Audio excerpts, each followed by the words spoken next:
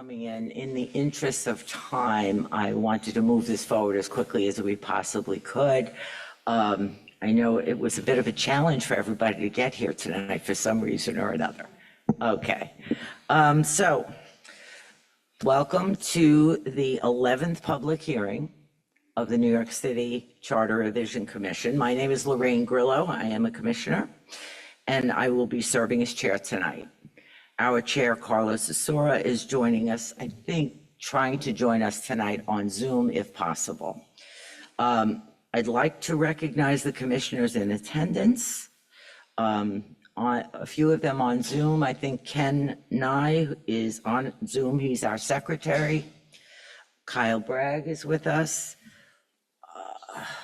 Ruben Diaz Jr. is in transit, still trying to get here. Christopher Lynch also on Zoom. Jackie Rowe Adams and Stephanie McGraw are both with us. And I'd like to ask each of the commissioners that are here and on Zoom if they would like to introduce themselves before we get started. I'll let you start. That's live, Mike. Good evening. It's a pleasure to be here in the Bronx, where I spent a lot of time during my former career. I'm happy that you turned out tonight to talk about this charter revision and the things that will make our city run better and more equitable for all of New Yorkers. So thank you so much. Jackie, you want to take a? Good evening, everyone. I've got to turn my mic on. Okay, you did say a minute. No, the right. Oh, hi, could you hear? Yes, you can hear me. Good evening, Bronx. How y'all doing? So I am honored to be here, and I'm honored because it is so important for the community up here in the Bronx and all of the city to hear what's going on and give us a chance to hear your concerns, because oftentimes we don't have that opportunity. So this is an opportunity to let your voices be heard and give us a chance to hear what's going on in our city and in our communities. So I thank you so much for coming out. Thank you, Jackie. Stephanie. Yes, hello, Bronx, is the Boogie Down Bronx, as Ruben Diaz said, Boogie Down. Hi, my name is Stephanie McGraw. I am so honored to be here, and I'd like to thank Mayor Adams for putting this charter revision together. And the Bronx is a special place for me. I lived in the Bronx for many years, and to see you all here, to hear your concerns, to talk about the issues. You know, this is the most diverse, amazing, beautiful city in the world. From every country around the world, you can at least find one of that nationality here in New York City. So to be able to be the voice for the voiceless, to hear you all and hear your concerns, we're here. And I'm so happy to be here. Thank you very much. Thank you, Stephanie. On Zoom, Ken, would you like to say a few words? Thank you very much. Good evening to the Bronx. I am honored to join you via Zoom tonight. And as always, eager to actively listen to the testimony of each speaker. And I would love to hear your concerns and issues and welcome any questions and thoughts you may have. Thank you very much. And Chris Lynch. I think. Okay. All right. All right. Good evening, everyone. I'm happy to be here. Actually, I'm on my way. I was stuck in traffic on the JFK Bridge, but I'm en route there. So I'm looking forward to hearing testimony from the Boogie Down Bronx this evening. Thank you all for coming out to share your concerns and your issues that you're experiencing here in your borough. And once again, thank you for your time. I appreciate you. Thank you, Chris. Thank you, Chris. And then, of course, our Bronx man on the commission, our friend Ruben Diaz Jr. Thank you, Lorraine, and the other commissioners. Like Christopher said, I don't know what's happening out here, but it's almost like Friday traffic. And so I'll be there momentarily. I'm so happy that tonight we are at the historic Fordham University with this hearing. This is the opportunity where we are able to hear from the community, from the Bronx, and from people all throughout the city about how is it that we change, amend, or do something differently in our New York City Charter, which is, the New York City Constitution. This doesn't happen all the time, but when it does, I think that we need to take advantage to make sure that whatever we do moving forward is beneficial to as many New Yorkers as possible. I'll look to see you all in a couple of minutes. Be right there. Thank you, Ruben. So I would like to thank the president of Fordham University, Tanya Tetlow, for hosting us today. And we're here to continue the commission's citywide listening tour. We have traveled all 5 boroughs, most of them multiple times so far, to hear suggestions from members of the public and experts on how we can change our city charter to improve the lives of all New Yorkers. So far, we have had almost 650 New Yorkers attend our previous hearings, with over 180 presenting testimony on a variety of topics, either in person or via Zoom. Our charter, which serves as the constitution for the city and is a blueprint for city agencies that touch our lives every day. That's why it's so important to hear from members of the public, elected officials, and representatives of city agencies as we consider what recommendations to present to the voters at the general election on November 5th. I encourage everyone here who has not already done so to please look at the commissioner's preliminary report that includes a summary of what we have heard over the last month and staff recommendations. We look forward to hearing from everyone here tonight, and we'll be considering new suggestions until our final public hearing on July 22nd. Future hearing dates will be on our website, www.nyc.gov/charter, and comments may be submitted in writing to charterinfo, that's one word, at citycharter.nyc.gov. So, and those recommendations should be sent between now and 5 p.m. tomorrow, July 12th. So, why don't we get started? We are going to get started with our elected officials present. So I'd like to start with our council member from Queens, Council Member Francisco Moya.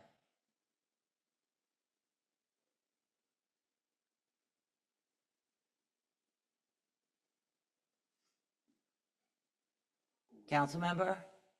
Here we go. I got it. Good evening, Commissioner. Good to see everyone, although virtual. To my brother Ruben Diaz, you wouldn't have that problem if we were having it in Queens.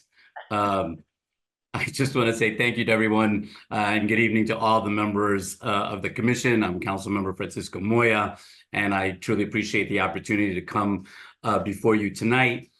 This preliminary report contained a proposal that the commission is evaluating whether to amend the charter to give the mayor greater flexibility on how to use the Department of Sanitation to clean city property and to enforce both cleanliness violations like illegal dumping and vending rules of any kind on city property. I urge the commission to put the proposal on the ballot for voters, as it will greatly benefit districts like mine, which has a history of street vending and chronic illegal dumping on sidewalks, street corners, and parks. DSNY is the city agency equipped for cleaning and cleanliness enforcement, and the city should be able to use its resources across any city property for cleaning and enforcement. This proposal would be a smart change, giving the DSNY and future administrations greater latitude in utilizing the Department of Sanitation to address the cleaning issues in our city. And with that, I thank you and all the commissioners for the opportunity to speak with all of you tonight. Thank you. Thank you, Council Member. There is, let's see, do we know?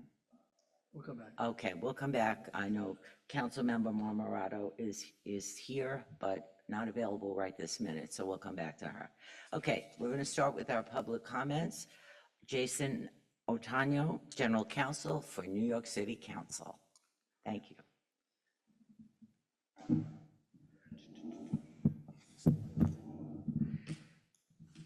evening. Good evening.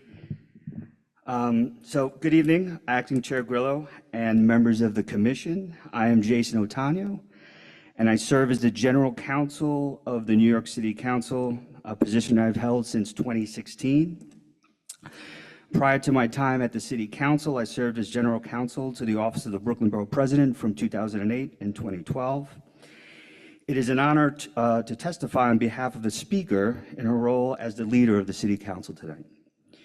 Today, my comments will be focused on the fiscal responsibilities section of your preliminary report, with specific attention to the first two staff recommendations in that section. But before I begin my discussion on these recommendations, I would like to take a step back to make some broader observations concerning the council's place in city government and how that role is contemplated by the charter and by state law. First, it is impossible to consider the structure of city government without due consideration to the fact that the city is a creation of the state.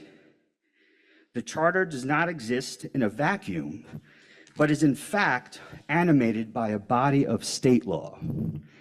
Principle in that body of law is the state constitution, which preserves the principle of home rule for cities and provides for a Bill of Rights of local governments.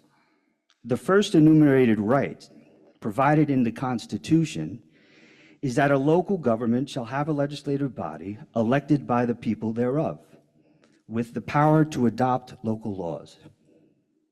The principle that local governments should be guaranteed a representative legislative body is key to our discussion.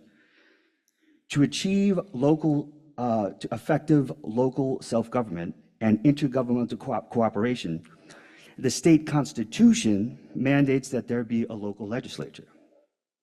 Of course, in our city, that follows a strong mayor model of local government, where the mayor has exclusive control over the city's day-to-day operations. The integrity of the local legislative body is all the more essential. Indeed, the highest court in our state has held that the charter unequivocally provides for distinct legislative and executive branches of New York City government, with the City Council as the sole legislative branch of city government, fulfilling the state's constitutional mandate. It is long settled law that our form of government requires a steadfast adherence to the separation of powers doctrine, where co-equal branches of government are charged with performing particular functions. The structure requires that the council make the critical policy decisions while the mayor implements those policies.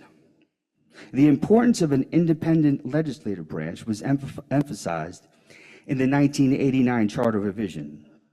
In reality, the council, as we currently know it, didn't exist before then. It was that charter revision that realigned the city government's power structure to make the council a more powerful, more representative co-equal counterpart to the mayor, to meet a key American principle that a legislature serves as a check and balance to the executive branch. It's also true when it came to budgetary matters. During a hearing similar to this one back in 1989, the chair of that charter revision commission eloquently remarked that a budget is not lifeless. It's not a lifeless, boring accountant's document. A budget is the heart and soul of the values of the people who live in New York. To further cement the council's role as sole legislative body for the city in line with state constitutional requirements and to bring city government in line with the historical understanding that fiscal matters are primarily a legislative prerogative, the council was given plenary power to adopt the city budget and, as a result, set spending policy. At the 1989 revision's core was the recognition that the council must be able to carry out its role of identifying services to be delivered to the public and decide their level of funding without undue interference from the executive.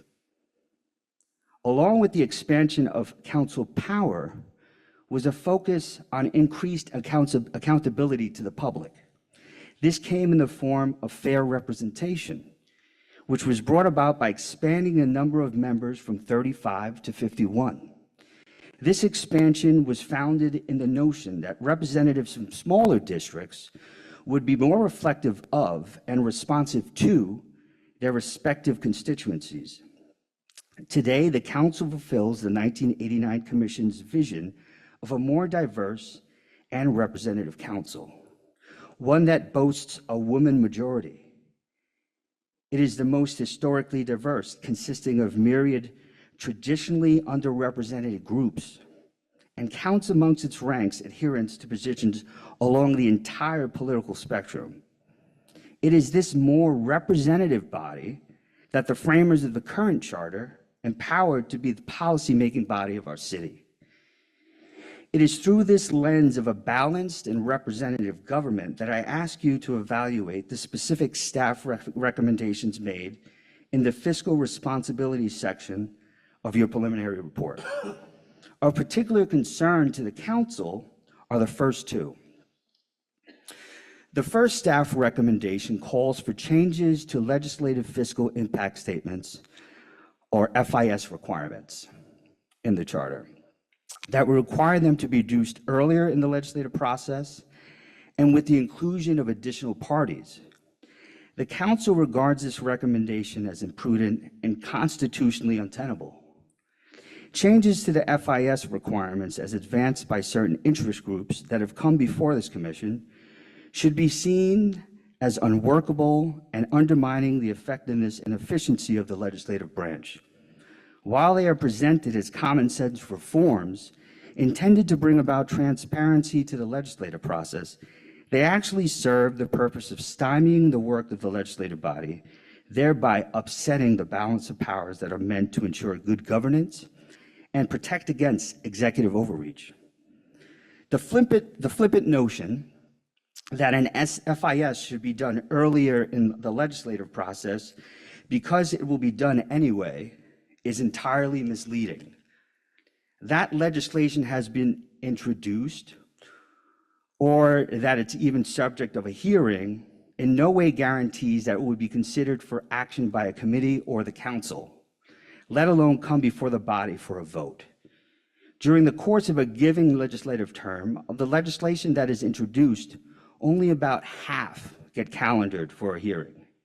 And of those items that are heard, only half of those actually make it to the floor for a council vote. Placing onerous requirements at the outset of the legislative process only serves to deter the work of the legislative body and is likely to cause a chilling effect on the exchange of ideas that is central to the innovation that has been a hallmark of our city's government. Operationally, this recommendation is problematic. The council already relies on numbers and estimates provided to us directly by city agencies and the Office of Management and Budget when assessing the fiscal impacts of legislation. Generally, these assessments are not initiated until the council receives these estimates, and even then, a negotiation between the council and the administration usually ensues. Historically, some estimates provided by OMB and city agencies, which are often provided to the council in delay, have been unreliable and at times inflated as part of a negotiation tactic. Sometimes the council does take these numbers as presented. Other times we disagree.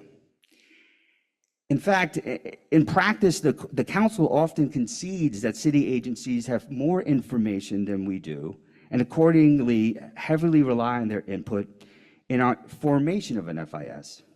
With this, many of the FIS that we issue already have the imprint of OMB and the relevant agency. But by forcing this requirement before legislation is in its final form, you are putting the cart before the horse. Legislation passed by the council is oftentimes very different than the legislation that was initially introduced, a byproduct of the negotiations between the administration, input from stakeholders and general public, as well as discussions amongst council members. Undoubtedly, An FIS produced before public hearings would need to be amended with each new version of the bill, wasting resources and potentially generating confusion. All of this would just require busy work on the part of both parties, the administration and the council. The administration would have to provide the council with numbers and estimates on every version of a piece of legislation, all to end up where we already are, with the need of an FIS assessing the fiscal impact of the final version of legislation. Even more problematic is the proposal that additional parties be involved in the FIS assessment process. In your preliminary report, reference is made to a proposal to mandate the involvement of the Independent Budget Office, OMB, and Council Finance Division in formation of an FIS. Requiring this tripartite FIS with input by external parties, particularly the city's executive branch, as a prerequisite to legislative action would violate the separation of powers doctrine. The power of policymaking, the council's constitutional prerogative, includes the power of control over all levers along the legislative process, from the idea's inception until passage of the local law. For good reason, the executive's role is limited to the ability to veto legislation once it is passed out of the legislative body, either through a lack of resources or willful attempt to slow down the work of the council. The inclusion of outside parties in this process would be tantamount to creating an unlawful de facto veto on local legislation. Under the current FIS process, nothing prevents OMB from providing their input as to the fiscal impacts of proposed legislation. Further, the charter already authorizes IBO to provide their own FISs. Yet, a requirement that these three entities must agree upon an FIS for legislation that is yet to be placed on a committee's agenda is an invitation for impasse and obstruction. The second recommendation in the fiscal impact section of your preliminary report calls for the harmonization of the budget process with the council's power to pass legislation with budget impacts outside the annual appropriations process. This proposal fundamentally misunderstands the council's role in the budget process and how budget making inherently intersects with policy making. They are two sides of the same coin of legislative power. The budget is not a one and done process for an entire fiscal year. While much is made of the passage of the budget for a particular fiscal year, the reality is that the city's budget process is a dance that continues to move to the rhythm of changing conditions over an entire fiscal year. During a fiscal year, the administration and the council continue to negotiate changes. And from time to time, legislation passed by the council becomes the focal point of these negotiations. Since the charter does not allow for expenditures that have not been allocated in the budget and requires that a balanced budget, the question of whether and how much to fund specific programs, even programs recently created by council legislation, are matters negotiated throughout a fiscal year. The leverage that the power of the purse provides the council is integral to maintaining the balance of powers necessary to sound policymaking. The negotiation between a mayoral administration and the city council for ongoing budget modifications, the next fiscal year budget, and legislation do not occur in their own respective silos. They are all part of a larger set of negotiations that are the heartbeat of the checks and balances that make our representative government work. Because of these ongoing overlapping processes, it's disingenuous, ahistorical, and imprudent to characterize the legislative process as outside the annual appropriations process. And calls to harmonize the budget and the legislative process are themselves out of tune, as budget making and legislation are the two notes that make up the music of policy making. If the so-called harmonization contemplated by this recommendation creates any requisite to legislative action, it would also on its face be unconstitutional, Because the budget and budget modification processes can only be initiated by the mayor, the requirement that any budgetary process be completed before the council can pass a local law would be in violation of separation of powers and fly in the face of the state's constitution. It is worthy that the types of limitations to legislative authorities found in these two staff recommendations I discussed do not exist in our sister cities, not Los Angeles, not Chicago, not Philadelphia, not San Francisco. Before this commission suggested to voters that such limitations are good policy, we urge your staff to do a deep dive into this issue and ask why have no other similarly situated municipalities imposed comparable limitations on the legislative process. The answer to the answer is that these limitations pose serious and troubling separation of powers and operational problems that undermine democracy, the public interest, and are problematic for the public fisc. I thank you. Thank you, Jason. If you wouldn't mind, a few questions. Why don't we ask the members of the commission first if they have questions or comments? Jackie?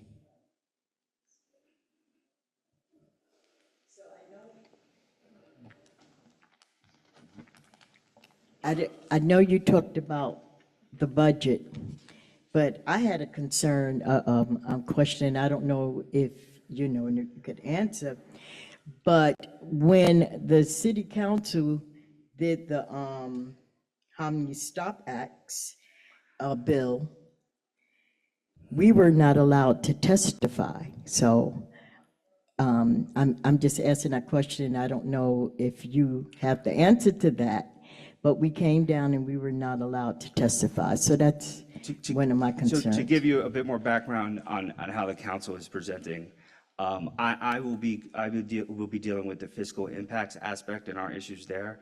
At your next meeting, the deputy chief of staff for legislation will be presenting for you, and he will be able to address the entire process that occurred during the passage of that.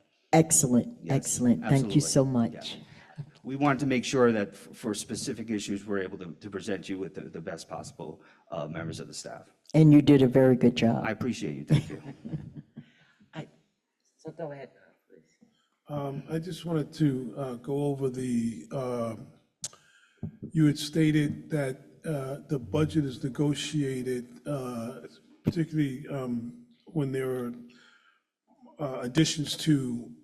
fiscal additions to the budget, like the legislation that's passed, that gets negotiated between the council and the administration. That's correct. And I'm trying to understand if that is after the fact or before the fact, because it appeared to me that that's a negotiation that takes place after the legislation is passed and after the impact of that legislation is already on the budget that might have already been passed or not.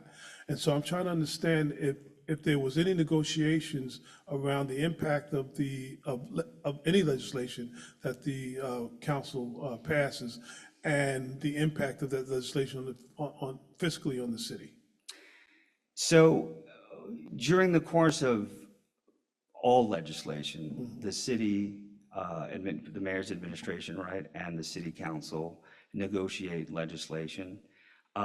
There will be disagreements throughout that entire process as to what those programs or requirements of those local laws would cost, right? And that's just not specific to any one piece of legislation that we pass. I think it would be arguable, easy to say that probably a large portion.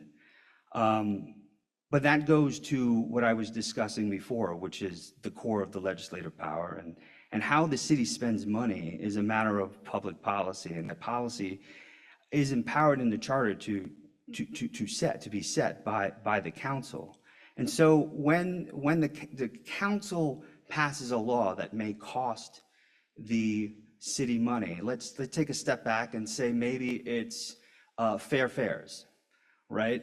Or an increase of legislation that requires some type of increase of access to our elderly to transportation services. All of this right, comes with a dollar price tag to it, right? And so the question of whether or not we'd wait for the next year's budget, or even for the for a budget modification to pass as part of passing what would be considered good policy, would hurt the people of the city of New York.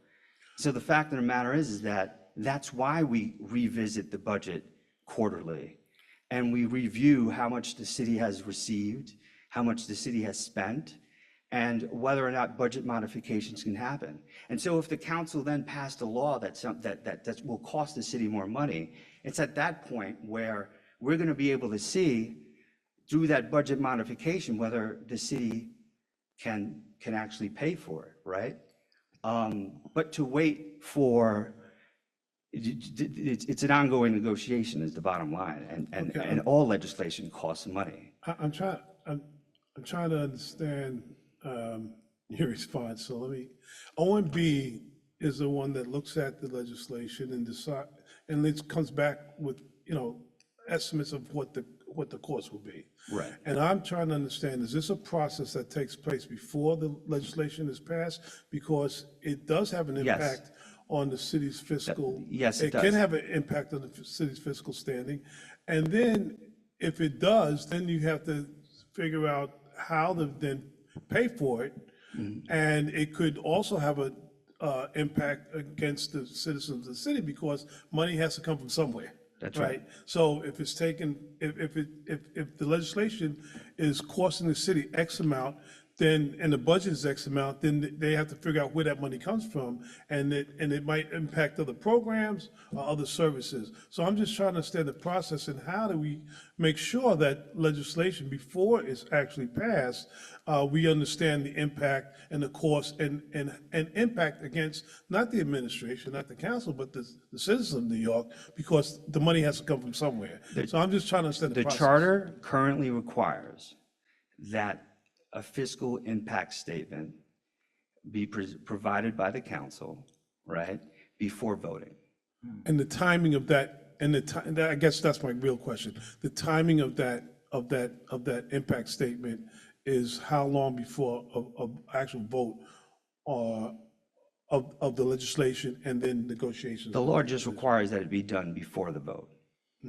Well, But before the vote, but But how much is the negotiations, timing? negotiations between the administration and the council are oftentimes ongoing up until aging of a bill. And so estimating whether or not we're going to put 100 people onto an issue or 50 people onto an issue will result in different fiscal impacts. And if you haven't like basically agreed to the final version of the bill, then you're talking about two separate numbers of fiscal impacts that you're asking these city agencies to keep going back for. Okay, oh, well, thank you, I Yeah. appreciate it.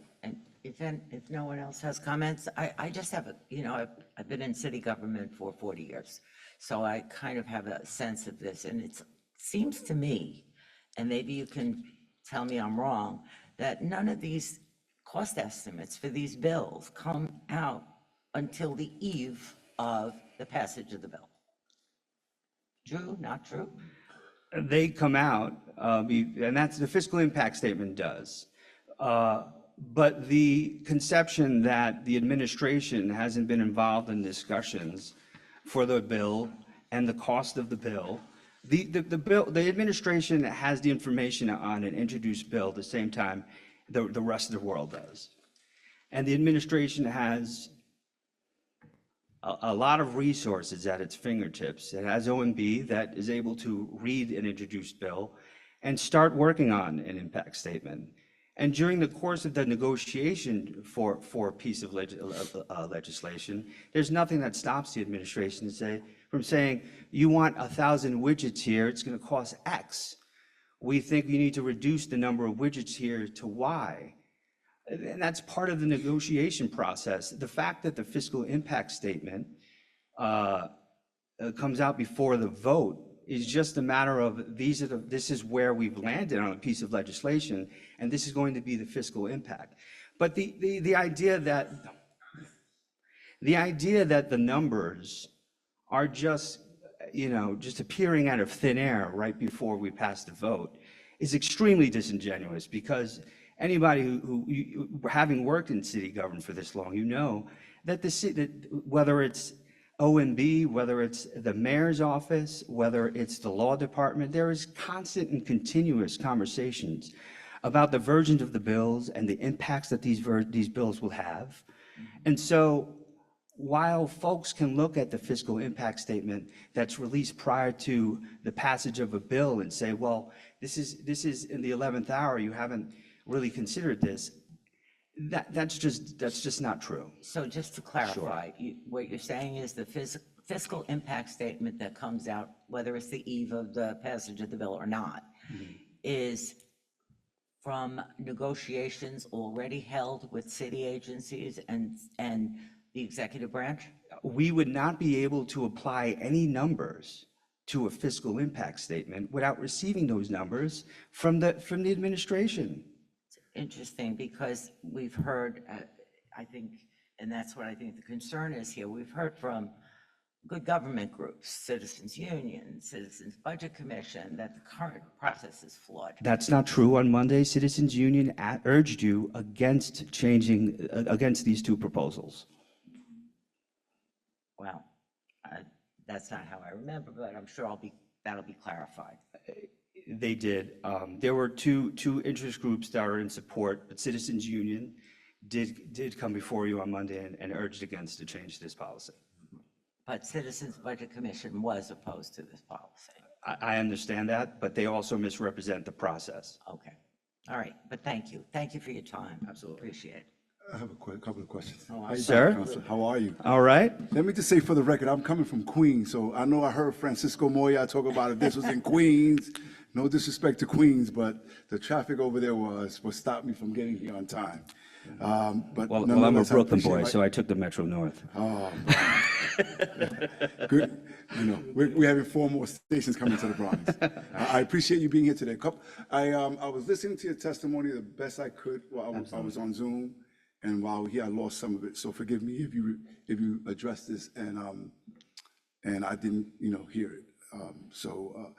Number one, so when you speak of this issue, you gave us a wonderful history of the relationship between the city council, what happened in 1989, before we had the Board of Estimates, and then how you have what you said, co-equal parts of government. So are you saying that if something like this was to move forward, it would diminish or it would hinder the ability of the council? Would it speak to the powers? Separation of powers? Yes, of the Yes. council? Currently, the recommendations are amorphous, and for me, all I can do is assume the worst. Right? But in any instance, what I said during my statement was, if you're changing who has a control over a specific lever of the legislative process before passage, then you're infringing upon the legislative body's ability to conduct its work as a separate body in government. And that's one of the reasons why fundamentally, in the end, the Board of Estimate didn't work, right? And why Supreme Court knocked it down, and why. And since the charter revision in '89, there's been a set of court cases between us and the mayor. We're always fighting, right? It's whether it's done at a charter revision, whether it's done during negotiation or in the court. We've had our conflicts about those powers. The court of the state of New York has specifically said that, the way the charter is and the way we contemplate it gives to the council full legislative power. And so the same way we can infringe upon the mayor's actual management, right? I mean, we can present laws, but it's up to the administration to set those rules and for managers and subordinates of the mayor to actually effectuate those things. It's a similar thing to on the day-to-day. And I consider if you put some type of prerequisite to legislative action that requires some type of outside actor to come in and press a button or approve or put some kind of check or stamp of approval to it. By doing that, you have diminished the power of the legislature, and you may possibly be violating the separation of powers. So whether the mayor or the city council, I always believed in, my history. Absolutely. In the power of the people. Right. And a lot of times, folks have a distrust in government because they'll say politicians are liars. They don't live up to their promises. So what happens when a piece of legislation is passed and has a dollar amount to it, but then you don't have the money to finance it? What happens then with the trust of the people?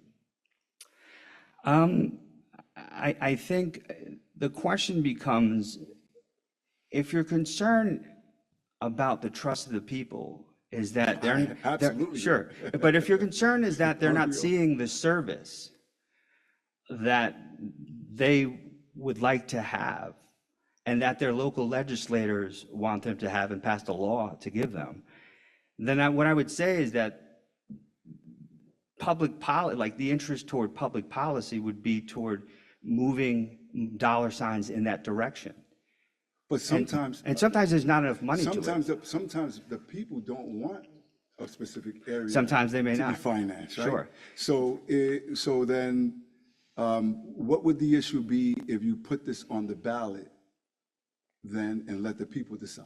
Are you putting a specific issue on the ballot, or are you putting legislative power on the ballot? You're putting fiscal responsibility on the ballot. Well, I would say that you're putting a lot of power into one side of the people? of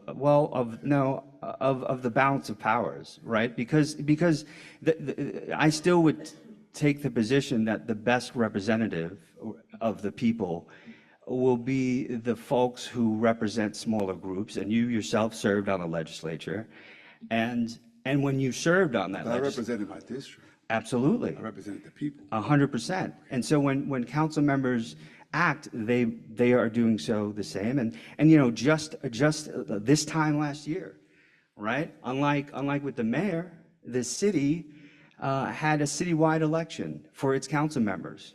We had a 2-year term instead of a 4-year term. And the people of their communities had the opportunity to push folks out of their seats if they wanted to. And we did see some turnover. We saw some members of the council not be reelected, incumbents, some strong incumbents. But the fact of the matter is that the council was put up to a vote in the last 4 months, or 12 months, I'm sorry. And so that's how democracy works, right? If you do not do the will of your constituency, they should vote you out. Okay, so speaking of balance of power, then on the council's advice and consent proposal. Sure. The mayor was elected. Sure. And so do you think that by having the mayor's commissioners need confirmation from the city, whatever X amount of commissioners, is that putting your thumb in? I do fundamentally, yes. So you consider that a balance of power? I do because checks and balances? Because at the end of the day, But the people elected the mayor. the American conception of balance of powers is based on the United States Constitution. Much of how the United States Constitution got passed was argued with a bunch of papers by our founding fathers called the Federalist Papers. You'll find in one of Alexander Hamilton's, our New York homeboy, right? He wrote a particular article concerning the balance of powers when you have advice and consent. And I don't think anybody can say that in our federal system, there's no advice, there's no balance of powers. Obviously, we have a legislature, a judiciary, and an executive. And since the founding of our nation, the executive power has always coincided with this idea that the policymakers should at least take a sniff at who it is that you're presenting. But at the end of the day, We could. That's the federal government. Obviously there's federal, state, and local government. My apologies. but your question was for balance of powers, Yeah, and I believe that at the end of the day, fundamentally, When we've had, as it was stated earlier, this is our 11th hearing on this. yeah, Many people have testified, submitted their testimony I've heard. on many of these and so many other issues. And they're worried about fiscal responsibility. Right. They want to make sure that they hold their mayor accountable. And so some even make the case that if you have advice and consent, by the way, how many hearings, I'm curious to hear once I finish my question. Sure. How many hearings you guys have had around advice and consent, but many people can make the argument, have made the argument to me officially and as part of this process, or out and about now that they know that I'm the commissioner, that wouldn't the mayor then be held hostage on some other issue, by the city council not confirming 1, 2, 3 commissioners? Wouldn't that stagnate government? As far as I know, and I've been around, I'm in government a long time, mayor-elects come in already knowing who their cabinet is going to be, right? Who their commissioners are going to be, and they should already know that, by November, December, hopefully, so that when they're sworn in January. But on the advice and consent, now you start the session, and then do you stagnate? Do you hinder the process of governance moving forward if for every single commissioner, and the city council can differ on the mayor on an issue that's not germane to the confirmation or the qualifications of said commissioner, right? On something else, but then hold them hostage here, and that's been done at every level of government. So doesn't that tip the scale of the balance scale towards the legislative branch, So and therefore destroying the balance of power? I don't think so. And the reason why I don't think so is I've served as before being general counsel, I was counsel for the Rules Committee, which conducts all the advice and consent hearings for the council. And I don't have the number to answer, the specific number of advice and consent hearings that you alluded to earlier. I was prepared to talk about your report. But the council takes very seriously. Currently, we do advice and consent, really on 2 departmental heads, but on like a large number of different commissions, bodies, boards throughout the city, whether it be city planning, whether it be the Arts Commission, whether it be the Taxi and Limousine Commission. All of those commissioners, or many of them, depending on how the statute sets forth that they be appointed, go before the council for advice and consent. The council takes that work extremely seriously, and there's a reason why that the council hands that work over not to its policymaking division, but to the Office of the General Counsel, because we seek not to make that a political process. We look at it as a process to vet people as to whether or not they have any ethical issues, whether or not they show any issues that will be problematic for the mayor or the council. And so. But you don't trust that the mayor's council can do that for said mayor when they're coming in? Have you ever signed a document and approved any action without reading it and checking it out yourself, sir? I don't believe I have. Exactly. Neither will the council. But, okay, fair. Just one quick follow-up on the budgetary Sure. issues. The FIS, when does the public get to see this document? Once it's produced, it's made So public. that means like the night before. And that's not necessarily, but That has been practiced, though. that's a possibility. Yeah. Okay. But again, the idea of how much something will cost is a matter of discussion during the course of hearings throughout the entirety of the process. Understood. Yeah. Understood. Thank you. Anyone else? Reverend? Oh, I would like to just introduce Reverend Daughtry, who joined us. Nice to see you. Reverend, how are you? Okay. Anyone? No? Okay. Am I released? You are released. You are All right, all, thank you. Yeah, And thank and happy to have this discussion further offline, thank you. Okay, next up, Joshua Goodman from the Department of Sanitation. Josh.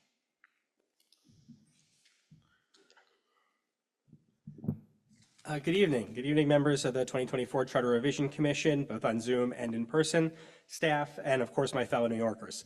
I'm Joshua Goodman, Deputy Commissioner, Public Affairs and Customer Experience at the New York City Department of Sanitation. On behalf of Commissioner Jessica Tisch and the 10,000 members of service of our department, I thank you for the opportunity to testify today on the important work that this Charter Revision Commission has undertaken and the proposals that would directly impact DSNY and its work creating a clean, livable city for all New Yorkers. I'd also like to thank Councilmember Francisco Moya for his words tonight and his actions each day in support of our agency. The Charter currently gives DSNY authority over aspects of city government related to street cleanliness specifically, but is silent as to other areas, including highways, pedestrian overpasses, and parks.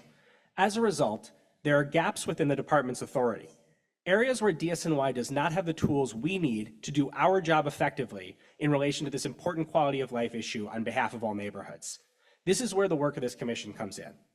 The proposal to expand DSNY's jurisdiction to allow us to enforce violations of any and all laws and ordinances as they relate to cleanliness, as well as providing DSNY with broad cleaning authority, is the key to closing this gap and creating a more livable city. Such cleaning authority, of course, would always be contingent on delegation and designation by the mayor. This change would bring DSNY's powers and duties in line with the publicly stated mission of the agency and the public's longstanding expectations. It would allow DSNY to have the formal jurisdiction to provide cleanliness services across all 194,000 acres of the city, including in and around parks. Another proposal relates to the expansion of the Office of Street Vendor Enforcement, OSVE, which was transferred by the mayor to DSNY in April of 2023. Such amendment would allow the OSVE, which is now housed entirely within DSNY, to enforce against vendor operations on parks property, power that the department currently lacks. This would allow for more uniformity and consistency in vendor enforcement operations throughout the city. Last but not least, the final piece of the cleanliness puzzle relates to the containerization of refuse. While the Charter currently gives the Commissioner of Sanitation broad jurisdiction relating to disposal of waste, it does not set forth any requirement or goal to containerize the waste. The first and most visible front in our ongoing trash revolution is the war on the black bags and their biggest supporters, the rats.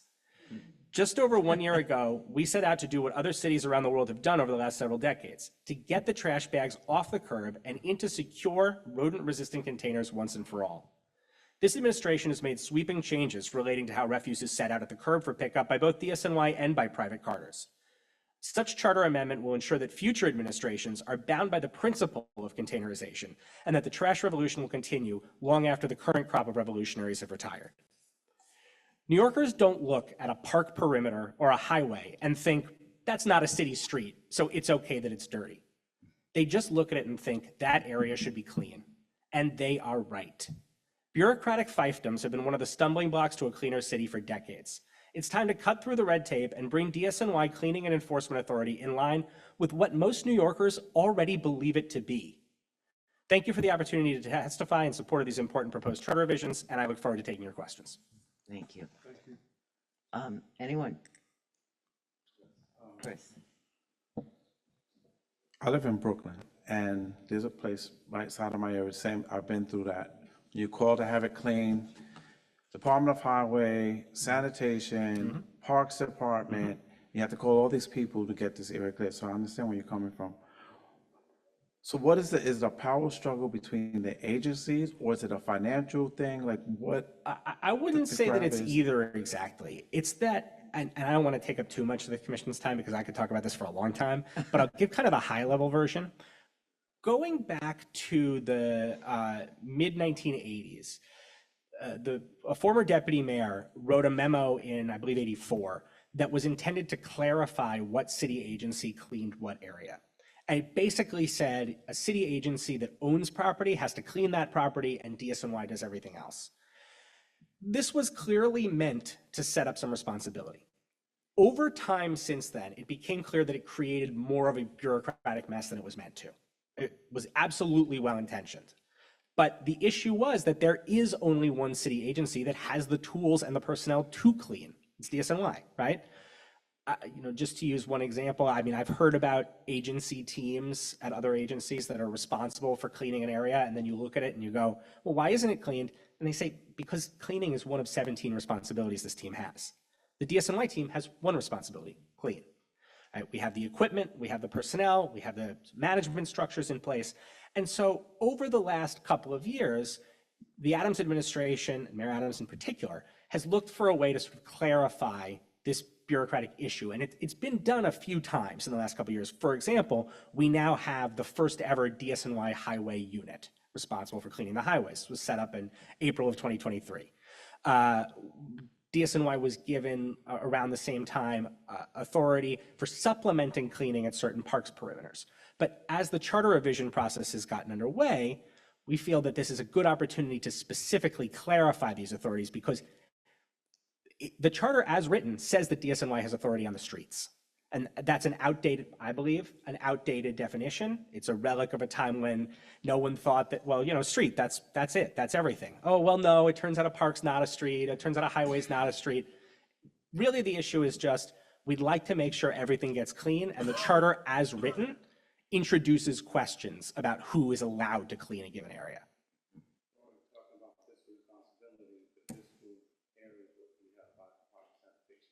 Well, all of this is written to be as designated by the mayor, right? It does not say all of a sudden DSNY cleans everything, all of a sudden all the money moves over to DSNY, all the staff. It just says the mayor would have the authority in the future to designate DSNY to provide supplemental cleaning services anywhere within the city and enforcement of cleanliness related laws and rules. Jackie? Thank you for your testimony. I've been asking this question and asking this question. I think you're the right one. Let's talk about the timing of the cleaning. Is that set or written in stone? Nothing is really written in stone, but how does that work? Because when people try to go to work in the mornings, the trucks is out there blocking. So I always had a big concern about that. There's a few things that we've done. I appreciate the question, Commissioner. Again, I don't want to take up too much time, but there's a few different pieces to this. The trash collection, which is most often what causes sort of traffic issues, you know, the collection truck going down a one lane or one-way street to pick up the trash off that block. Since April of 23, we've started moving more and more of it to times that we think it's less likely to interrupt sort of New Yorkers' use of the streetscape. The idea behind that is to lessen the kind of situations you're describing and also to get the trash faster. So a couple ways we've done that. Prior to the pandemic, basically no trash was picked up on the midnight. We have a midnight shift, but basically no collection took place at midnight. It all started at 6 a.m. We've now got about a quarter of collection at the midnight shift and more actually in the high density areas because it gets the trash off the streets before people want to use the sidewalks. And then another thing we did was our biggest shift, that 6 a.m. shift, moved it an hour earlier, 5 a.m. Seems like 1 hour might not make a huge difference, but at 5 versus 6, there is so much less traffic, which means it's actually an additive effect. The trash gets off way fast, not just 1 hour faster, but 90 minutes faster because they're not sitting in traffic as much. So it gets the trucks through the neighborhoods a lot faster. And then as far as street cleaning, the ASP hours for the mechanical broom and the alternate side parking, those can be set by working with a community board. So if a neighborhood, says, oh, they do the street sweeping at 9 a.m., I'd rather it was at 11. Community boards can work with us. We're always open to those changes. The one that can't change is that highway cleaning, which is new in the last year. It's an incredibly exciting new initiative for safety reasons. And I believe under state safety requirements, although I'm not positive, it has to be done between 10 a.m. and 2 p.m. So at least it's not rush hour, but it is the daytime. Thank you. Of course.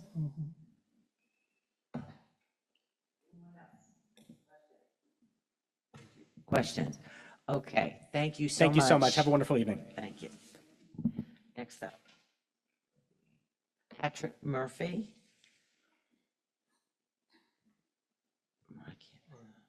Patricia Murphy. Patricia Murphy, I apologize.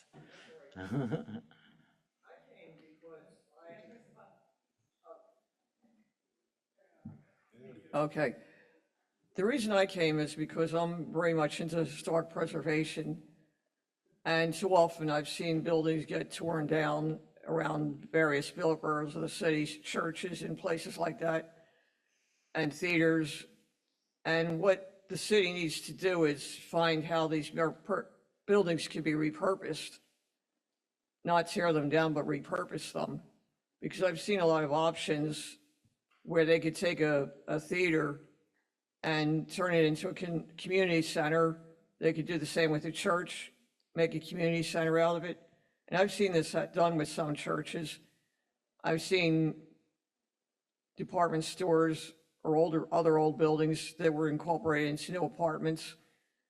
There was a Hilton Hotel downtown in Manhattan that was part of an old building. The bottom part is old, and they built it taller.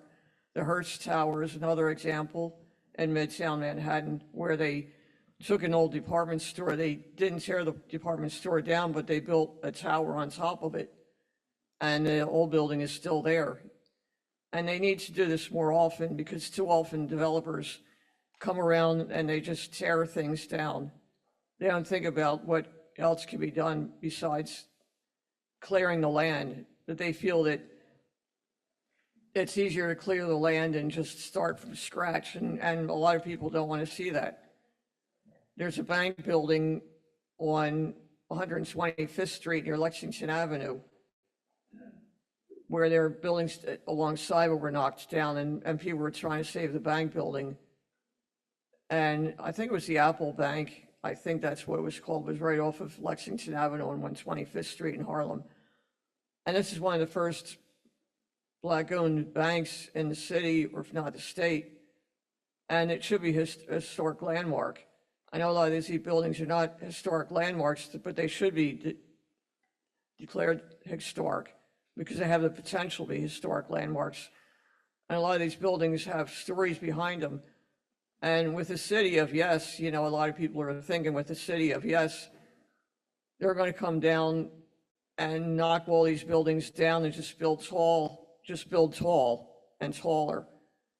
And this is what a lot of people think about the city of yes, and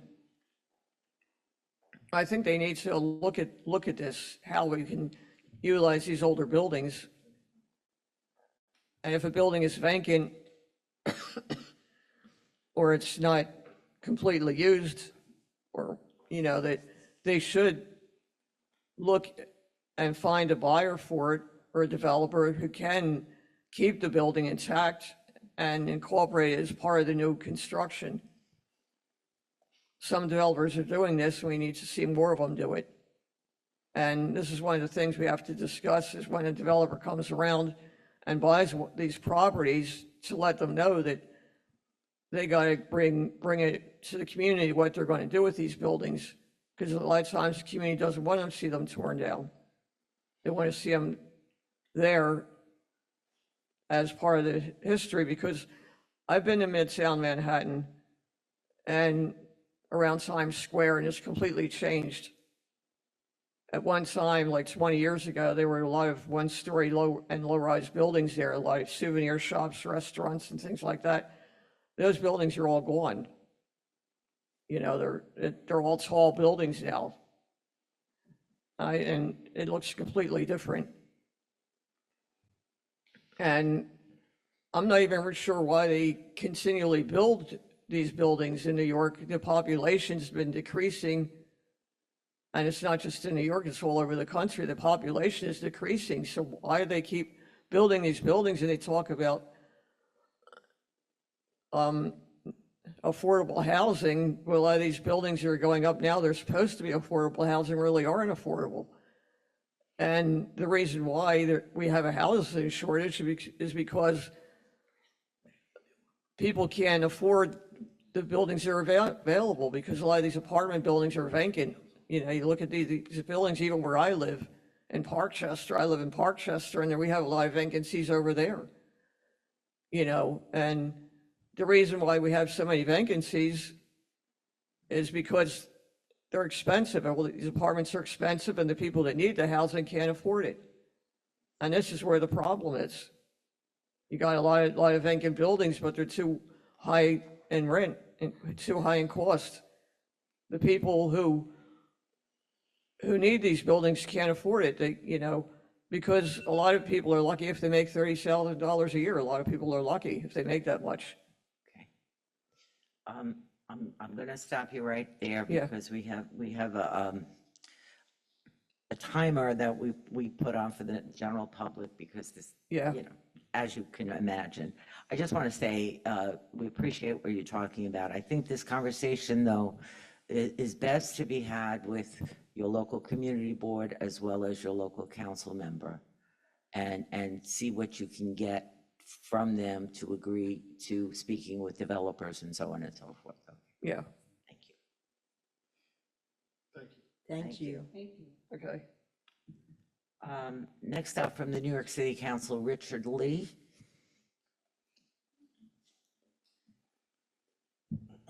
Hello. My name is Richard Lee. I am the Finance Director of the City Council, and I just wanted to provide some clarifying points or add any additional answers to the questions that the panel might have. One of the points that was brought up was on the fiscal impact statements. The question from Chair Grillo was essentially, oh, they come out before the items voted on.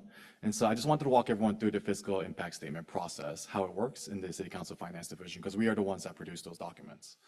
So we begin the process and engage the administration once a bill is essentially finalized. So once the legislative division and the administration alerts us that the bill is going to be moving forward and we are at end of negotiation is when we reach out to the administration and ask them, all right, please provide us the fiscal impact of this statement. We usually cannot do those documents because we don't have access to a lot of the information. So for example, if a bill requires staff to be hired or staff existing time, we're unable to assess that because we don't have access to CHARMS. CHARMS is the city's payroll data, right? So we are unable to access that. And so for every one of the bills that come through that needs a fiscal impact statement, we reach out to the administration and say, please provide us with the impact of this and the reasons behind it. At that point, the administration will provide that to us, sometimes very late, sometimes immediate, but other times, and a lot of times, a week or two after we ask for it. But they'll provide it to us, and we look through this and try to figure out the reasoning behind why they are coming with a fiscal impact. So I'll give you an example. Let's say like a piece of legislation is requiring reporting, right? The administration will usually come back to us and say, oh, it's going to require $18,000 because this person has to spend 20 hours on this per week and per month, and this other person has to spend 30 hours on this per month. And they'll say the fiscal impact is 18,000, 20,000, whatever. At that point, we will look at this and say, oh, you know what, that's not actually true. I don't understand this fiscal impact because the work scope of the employee that you are citing is already within the scope of the work that the legislature requires, so you don't have to hire any additional people. This person is not going to earn any additional overtime, so it doesn't have an actual budgetary impact because the budgeted amount of dollars and amount of spend is actually different, right? So usually an agency, their personnel service budget exceeds what they're going to actually spend for the year. So there's no budgetary impact to it because the person's already hired and the work that they already do covers what this legislation asks for as part of the reporting. And so sometimes in those cases, we'll say, okay, we don't actually think this is a budgetary cost because we have a person that you already hired, that you identified, that's going to already do the work. And so that's when we say we have a zero impact to the cost. Other times, they'll give legitimate reasons on why a piece of legislation does have a fiscal impact. And a lot of those times we will actually take it as is because that's the way we kind of work. We don't take anything else other than the dollar amounts that are coming in for the information we're getting. But we don't have a lot of this information. We actually rely on the administration, both the agency and OMB, to provide that information to us in order to process all of that. On the second point about the budgetary impact of legislation being harmonized with the budget process, it's already sort of built into the process, right? Because every single plan that we have, the November plan, January plan, the executive budget and adoption, we have expense modifications and revenue modifications that come through. And at each one of those points, the administration will identify new needs. And as part of those new needs, sometimes they'll have to increase the budget. A lot of times they don't, because existing budgets for those agencies are already in place that already are able to cover any of those associated costs. But if there are any additional dollars that need to be met, those are identified as new needs by the administration, who then puts it forth as an expense mod or a revenue mod if it has to find additional revenue. I would say the revenue modifications do come in. Right now, it's been coming in fairly regularly at every plan. We've been seeing a revenue mod to address the additional costs that the city has, not just on our bills, but on the vast majority of other programs that the city might have. But we do see the revenue and the expense mod at that point. We do have discussions with the administration on what those items are, and then we move forward as the charter mandates us. But to think that, we have huge amounts of costs that are coming from these bills is actually not true.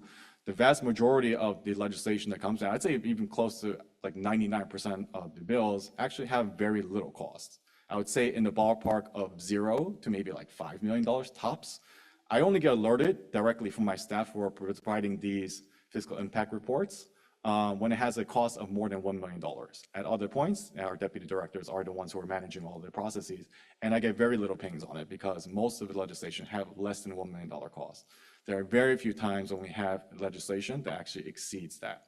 So I just want to prepare that kind of clarification and note that even if there are costs that vastly exceed the amount of dollars that are like a huge amount of dollars that are needed for our policy, just note that every single year we go through the adoption process, we go through the revenue expense mod. At the end of the year, we do know that the administration does a surplus roll. Last year, the surplus roll was $1 billion. And this year, the surplus roll is $450 million. We don't see what the surplus roll is until actually the morning of adoption, right? Adoption budget, that's when we know how much the roll is, how much revenue surplus we have. So that's a different point. But I only say this to say that there are, exceeding dollars already budgeted in the agencies that are handling and able to take care of a lot of the bills that we did put forth. So I just want to provide that clarification and take any other questions on like process or anything like that you guys might have. Anyone?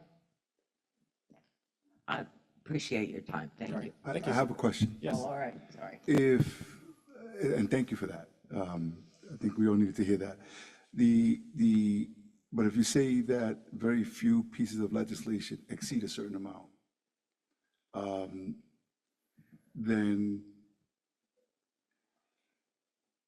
can it be that there's a trigger in terms of whatever is deemed to be part of what's put on the ballot? In other words, if there's a piece of legislation that exceeds a $20 million price tag, you just said 99%, 90% of $5 million or less, right? From the city council.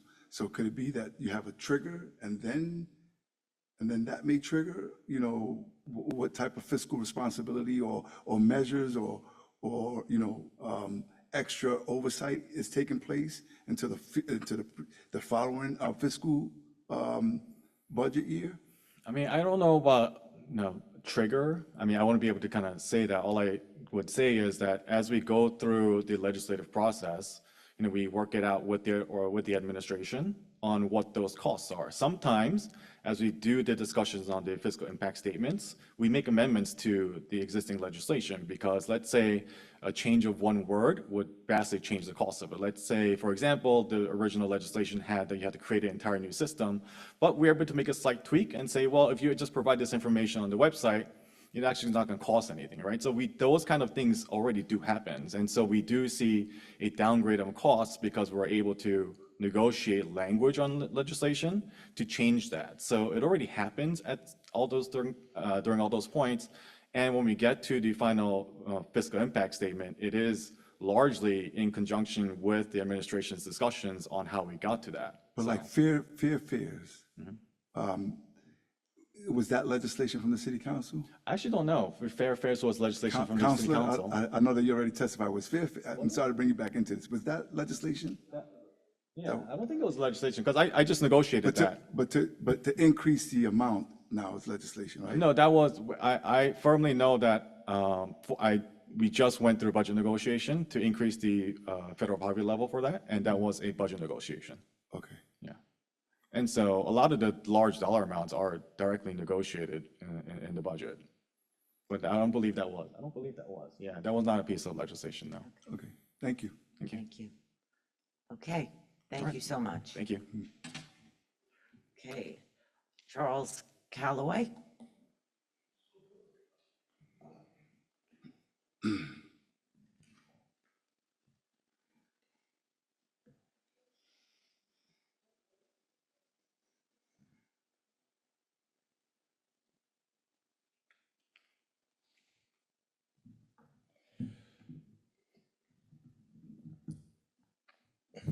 Well, first of all, thank you, commissioners, for letting me speak about MWA charter, the new charter that you guys are thinking about. So I'll just give you a brief history of what I think about this MWBE thing that we have going on here. So I've been a small business owner in New York City since, I don't know, since I've been birthed. That's my dad did, right? And I was one of the first vendors at Riverbank State Park in 1992, where we sold hamburgers, hot dogs, and shish kebabs. I'm also a vendor at the Holiday Market for over 20 years. And I work for WEAC, for Volumes to Justice, as the Workforce Development Director. The MWE change sounds like a good plan to me. Let me just tell you why. So I trained over 100 solar installers in 2018. Could not find them a job, right? No one was hiring them. So we ended up creating a solar cooperative, which we had 10 people on our team. We've actually installed to date over 20 megawatts of solar in New York City. The reason why we're not MWBE, because it is a hard task when you have more than one person. Being a business owner in New York City, I understand the importance of it, but we cannot get those type of contracts because we're not, and we don't have the financial piece to get that, right? Because we're a really small business, everyone has to get paid. We don't even have a bookkeeper, right? We use QuickBooks, and I do my best, and I'm getting audited right now, and I'm praying and praying hard that I'm not gonna get fined, right? We do our taxes, right? So we're really at the low end. I mean, we're not that type of company who has those legal resources to get that done. As a matter of fact, the reason why we went into this business because there weren't any unions involved early in 2019, 2020. Now that they have the unions involved in the solar installation game, we got to partner with a MWBE business. We're trying to find one. No one's really taken us on. We've been doing our work and doing our best. I also want to talk about the loopholes in the MWBE because we found out, I did a project in 2018 where it was called Solar Uptown Now, and it was where we actually got HCFCs to put solar on top of their properties. And by doing that, we needed an MWBE certified installer, and we found one.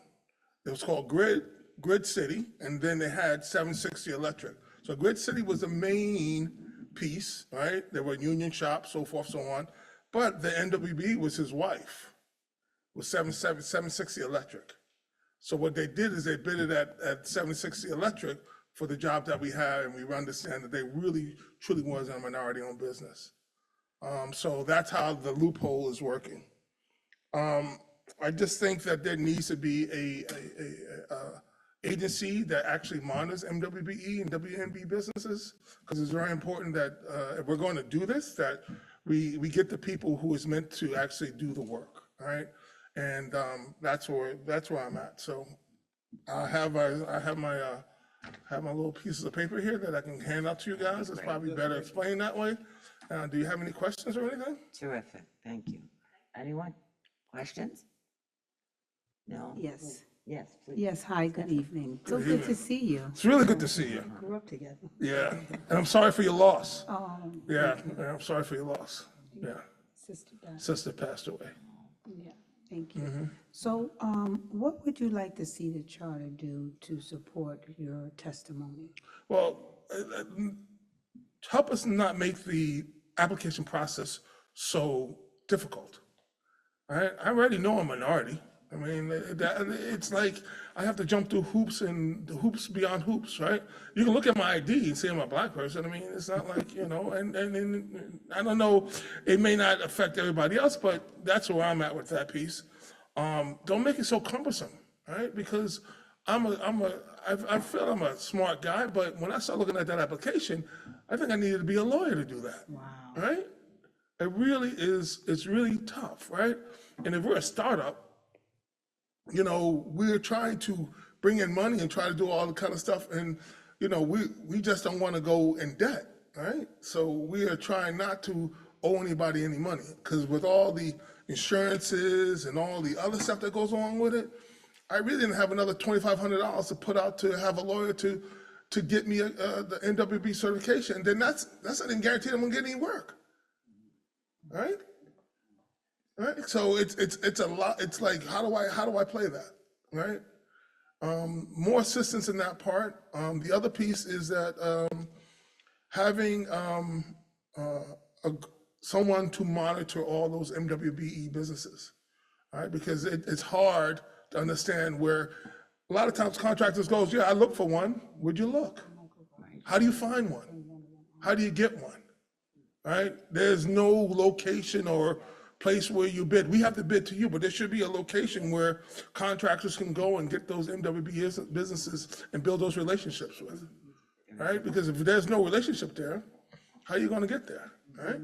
So those are the two main things, and get rid of the loopholes. I can speak a little bit from experience in this issue because we were at School Construction Authority, where I think had the best MWBE program in the state.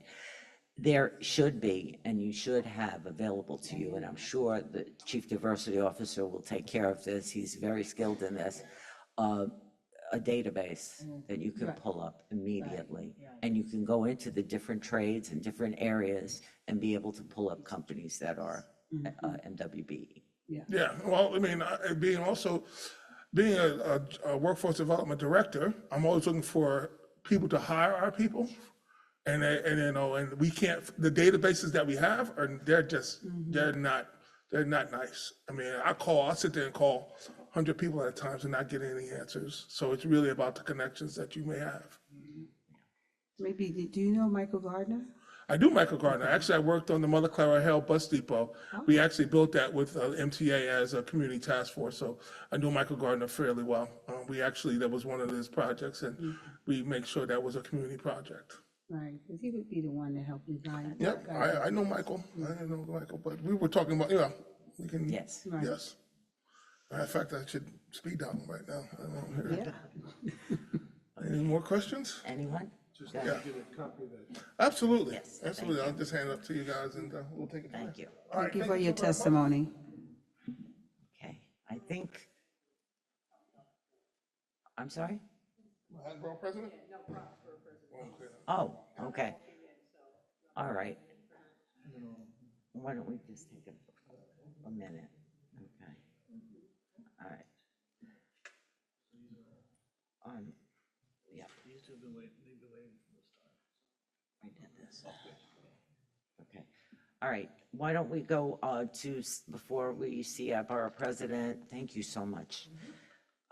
Before we'll go to our Zoom callers who asked to speak, I'm going to start with Curtis Sliwa. Thank you, Mr. Sliwa.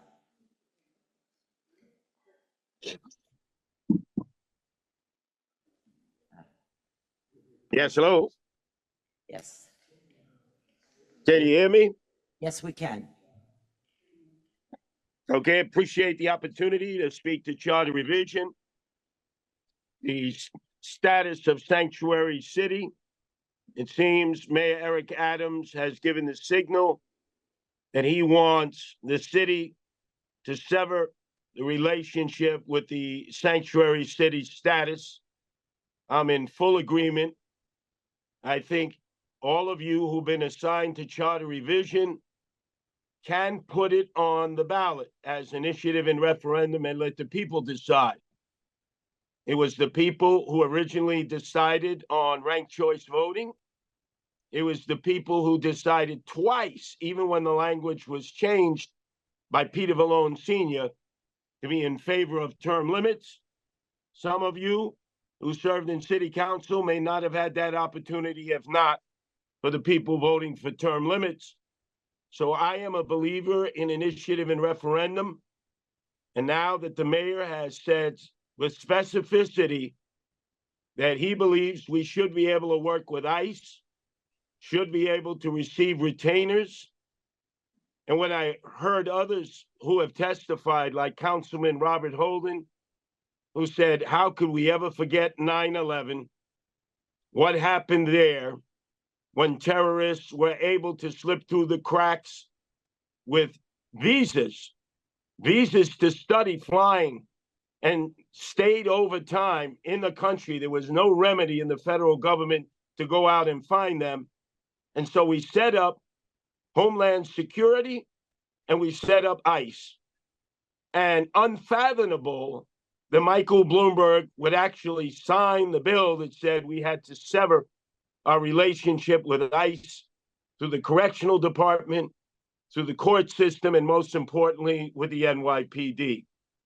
It boggles my imagination that with all the federal dollars that we spend, the taxpayers, to compile a list of 2 million on the terror watch list that ICE has access to, the NYPD brass at One Police Plaza has said they're not even able to plug into the computer. So we know now that there are individuals who have entered into our country who have not been vetted. We don't know anything about their backgrounds. We have enemies all over the world, whether they're remnants of Al-Qaeda, ISIS, ISIS-K, or newfound terrorist groups who want to hit the epicenter of capitalism and democracy as they see it, New York City. Then now more than ever, let's let the people decide. Now, I'm a believer in initiative and referendum. If the people come out in this presidential year and decide to vote on the back of the ballot, if you men and women will actually put it on the ballot, and you have the power to do that, let the people decide. If they determine in the 5 boroughs of New York City that they want to remain a sanctuary city, and so be it. I'm not going to like it, but at least we will have had a time to engage in debate and discussion. Both sides could be heard, part of the political discussion that leads up to what will be a very heavy turnout in a presidential year. And just like, as I said, I can't say it enough, we have ranked choice voting because the people voted on it. We have term limits because the people voted on it twice. People are upset that we continue to remain a sanctuary city.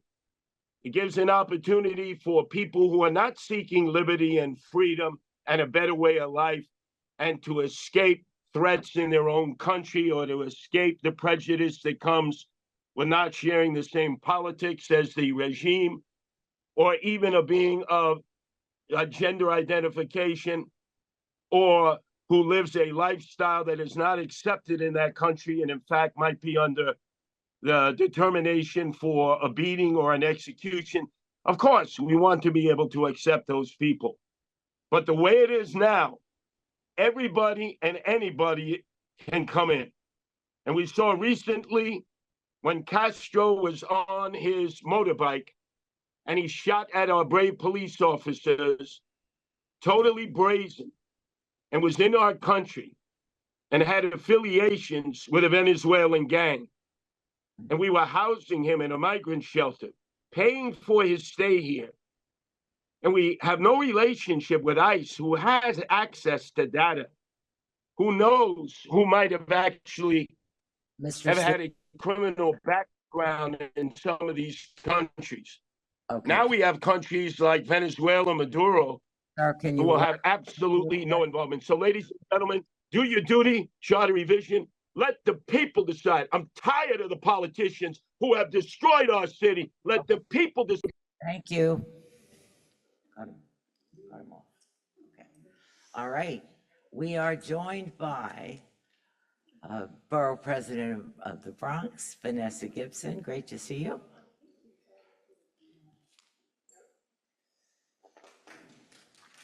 Thank you, thank you. All right. Welcome, everyone. Good evening, good evening. The honor to testify after Mr. Sliwa. So grateful to be here. Welcome to Fordham University. To all the members of the Charter Revision Commission, our executive director. I am proud to be here as the Bronx Borough President, Vanessa L. Gibson, joined by my general counsel and my policy director to answer any questions that the commission members may have. But it's good to see all of you in the borough of the Bronx. Thank you for convening tonight's hearing as we continue to talk about ways that we can really look at our city charter as a guiding principle for our work.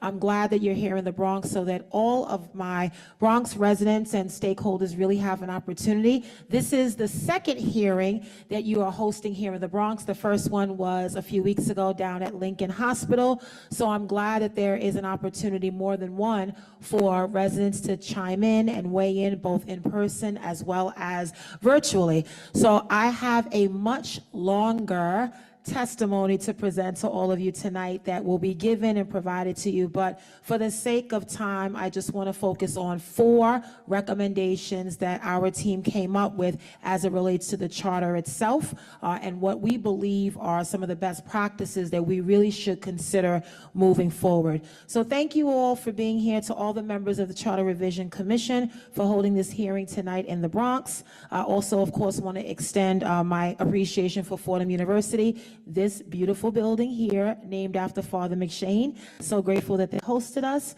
I'm grateful for many of our residents who have already participated in this process, and I do trust that the commission will give thoughtful consideration to all of the comments and input that you have received thus far. This evening, I speak about ways that the charter can be amended to improve the functioning of our city's 59 community boards and our borough boards, very popular topic.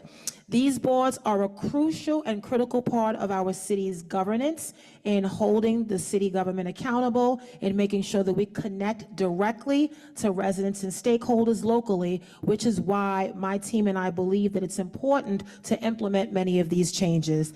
The first recommendation is the current handling of equal employment opportunity cases at community boards could function a lot more effectively and efficiently. Section 815 of the city charter places the responsibility for all compliance with the city's EEO policy on each agency's hand.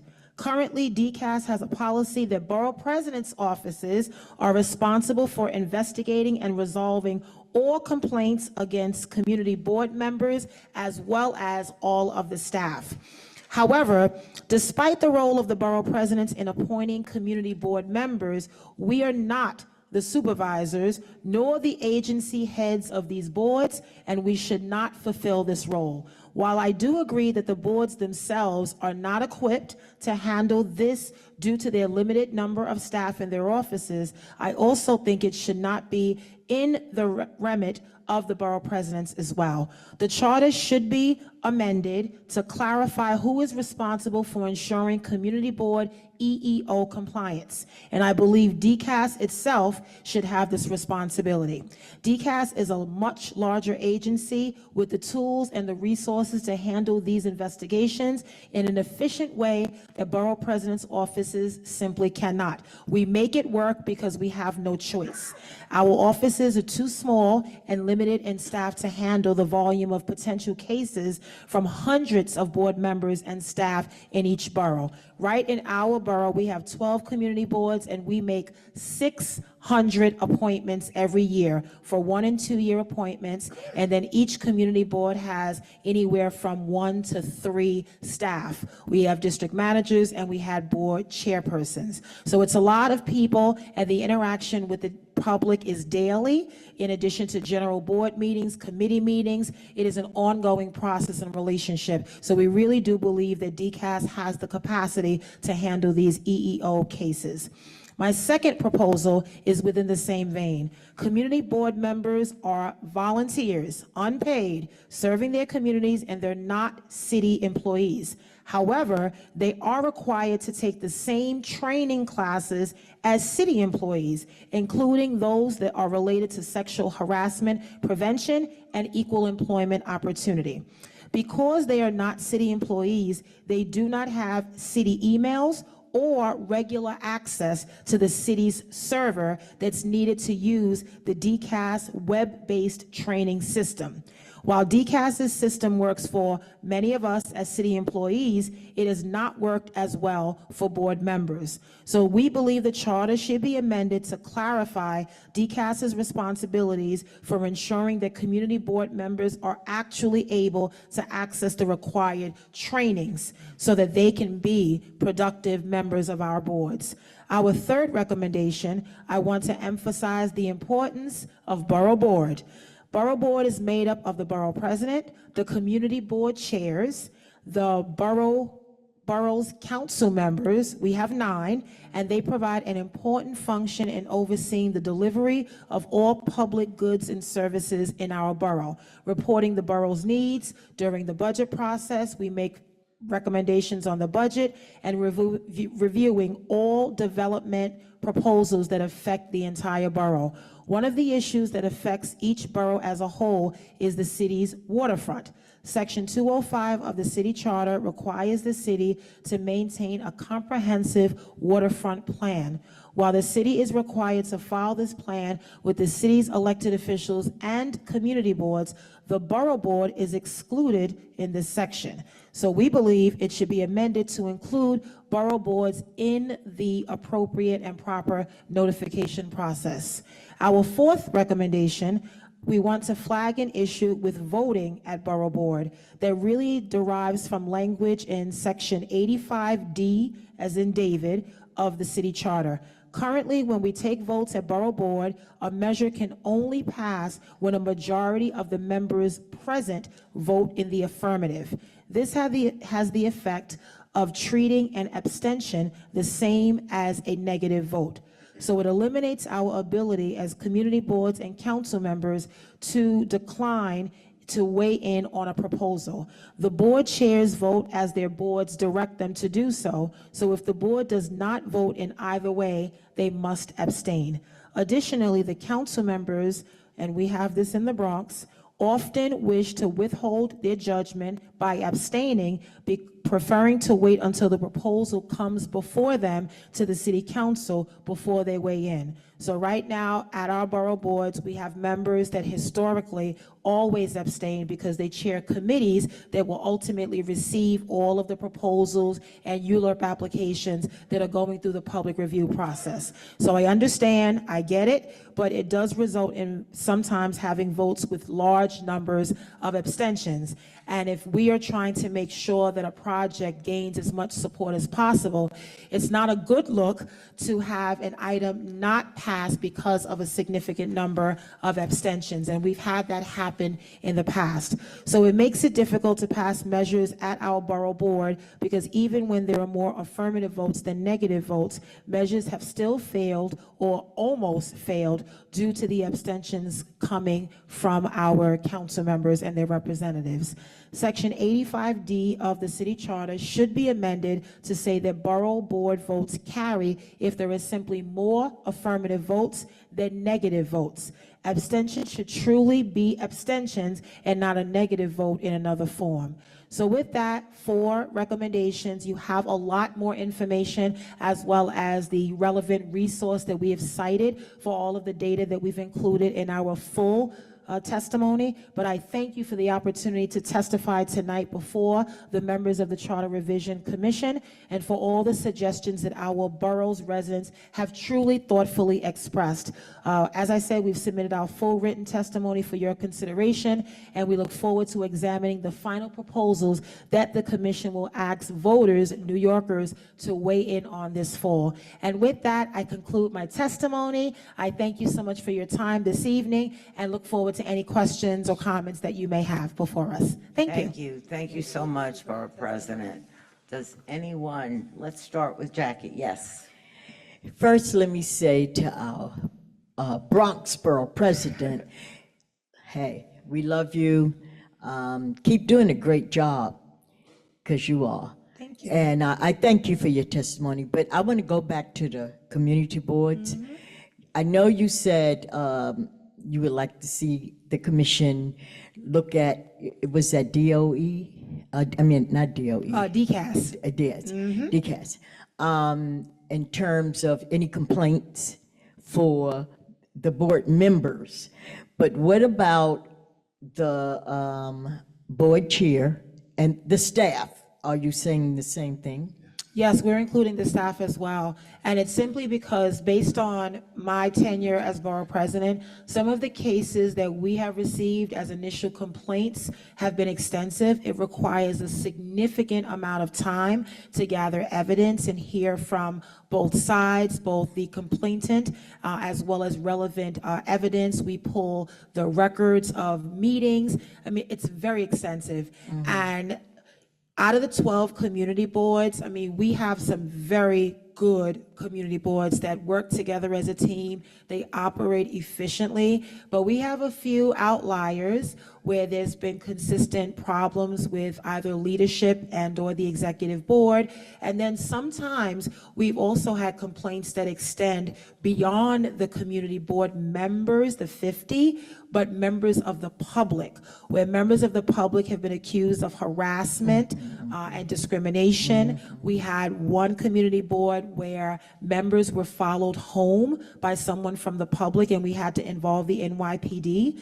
So it gets very extensive, and we believe that it's in the best interest to make this process work so that our community boards feel supported, because sometimes there's a short window in which we respond based on the case, but then it also sometimes when it gets extended and it's longer, when it takes us to respond, just because of the nature of the allegation. And then we also have some that come in with more than one allegation. So I've seen a lot in this time frame. So when we had the opportunity to speak to the Charter Revision Commission, it was an idea that, you know, we came up with internally just based on what we're seeing, our community boards unit, our director, our general counsel. So we've been talking about this a lot. And we do believe that DCAS has the best capacity and also the experience in making sure that we can investigate a lot of these EEO cases, because they are delicate, they are time sensitive, but they do require a significant amount of attention. Thank you so much. Thank you. Yes. Hi. Hi. Hi, 13. Madam VP, 14. I've tried in all of these hearings not to take positions on things. How's that going so far? I feel your pain. This is well done. We were having a robust conversation earlier on two different topics. One is the balance of power in city government, and also fiscal impacts or fiscal responsibility. So I don't have a question. I just think that as it relates to this specifically, I believe, or like many, that maybe the borough board should have more of a weighted responsibility around the land use review process. And this is one of those pieces of legislation.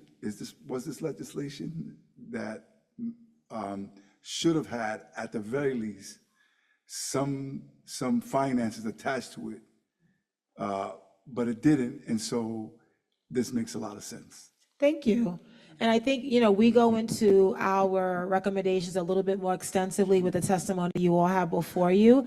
But even on a matter of just staffing itself, we don't get any additional funds as borough presidents to hire additional staff. So by law, we have to have an EEO compliance officer really to handle our borough president staff and just the EEO compliance and trainings that we're mandated to do.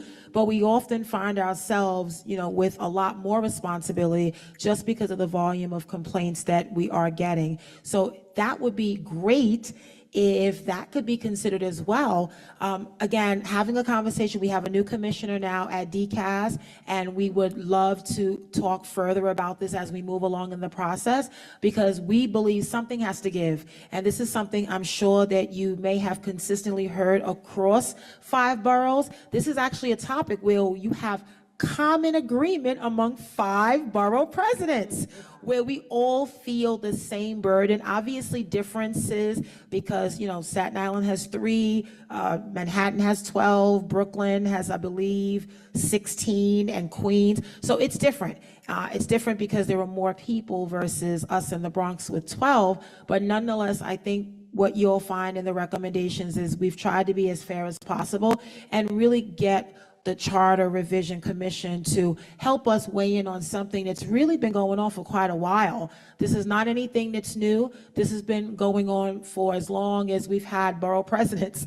And I think it's never been addressed, and this could be a very unique opportunity to really try to get substantial change where you can see a difference at the borough board level as well as community board level. So I just have one point of clarification. Thank you, Borough President, for your very thoughtful testimony. I just wanted to ask about the board, the borough board voting. I just want, abstention is actually counted as a negative vote. Is that accurate? If someone abstains, does that count as a negative vote? And is that what you're trying to correct? So I think it's also the perception too. We really work with all 9 of our members, and we work with the 12 boards. And when there is a vote for everyone, we try to get as much support as we can, but then there are many issues, right? Some of the citywide proposals, there's not broad support across all 12. And so we try to get the boards and the council members to really weigh in. But I think a lot want to take the less controversial route and do an extension, because it's not necessarily a yes, it's not necessarily a no, it's just a no vote. So what we're asking for is that as we move forward, we want the affirmatives to be counted and weighed against the abstentions, so that it doesn't appear as if the abstentions are counted with the negative opposing votes, and the affirmatives would actually have more of a weight when it comes to the vote itself. Does that make sense? I think that's clear, because that's what I was saying. That although they make an abstention, it's still counted as a negative vote. Yes. Got it. Thank you. So I just want to say thank you very much, Madam President. I just love you. I love the Bronx. I do a lot of work in the Bronx, so this testimony and what you presented, I mean, to me, again, it is like going to school. I have learned so much and got educated in so much around the city, the different voices, the concerns, some stuff I heard in Brooklyn, I'm still trying to process, right? So I'm grateful to be here. So you mentioned something about the training for the board members? The board members, right? And so that training will allow them, so is it mandatory that they get this training? Yes. Okay, but they don't have a email, a city email, or how to communicate with other board members? Right, so all of the trainings that are administered for community board members are mandated by the charter, and they're administered by DCAS. But the challenge is, because community board members are volunteers, they're not city workers, they don't have a city ID, and they don't have access to the DCAS web-based program. So what we have done in the past is we make provisions, and we work with all of our 12 boards, and we find ways for the board members to access the city server, whether it's through our physical office. They come in during office hours and they take the training, which you can imagine 600 people is a lot. But we find ways to make it work because it is mandatory. So the challenge and what you will have to encounter is, how do we find a way? It's still a mandate. We have to find a way for community board members to access the city server, obviously without having a city ID or a city email. That's the challenge. I don't think right now the DCAS is prepared to do that, to issue that to all board members, like a city email, but there has to be some way where we can get around that by allowing them access. So it would be great if we could use, the DCAS has a central system. They have a borough office in the Bronx, in Little Italy, and in Belmont, and they have their DCAS trainings that they do for DCAS members and city workers, and some of the testing that they administer for the city workers and for civil service exams.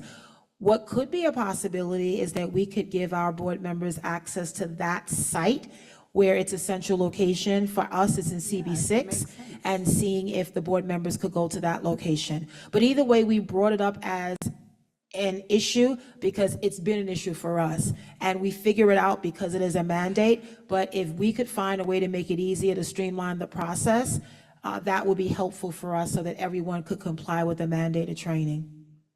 Thank you. Has it been proposed to DCAS? That's a good question. I don't know. I'm sure we've had conversations with them. We have had a very close relationship with the former commissioner, with Dawn Pinnock, because we are in a DCAS building. So we have a lot of work, whether it's capital, other initiatives that DCAS has going on with regard to the operations of the building. I'm certain that my staff has raised it before, but we've just not been able to come to a resolution because it wouldn't affect just us, it's going to affect all 59. But it's something that all the BPs are aware of and we struggle with. So we thought it was the right time to add this to our recommendations for a city charter revision.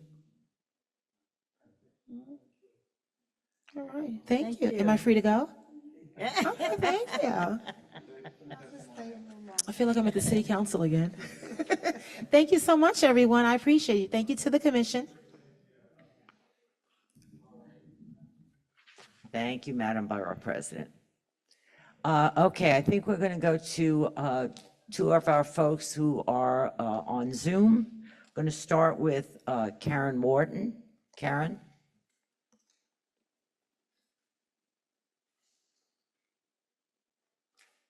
Hi, good evening, everyone. Members of the commission, thank you very much for having me here today, or this evening.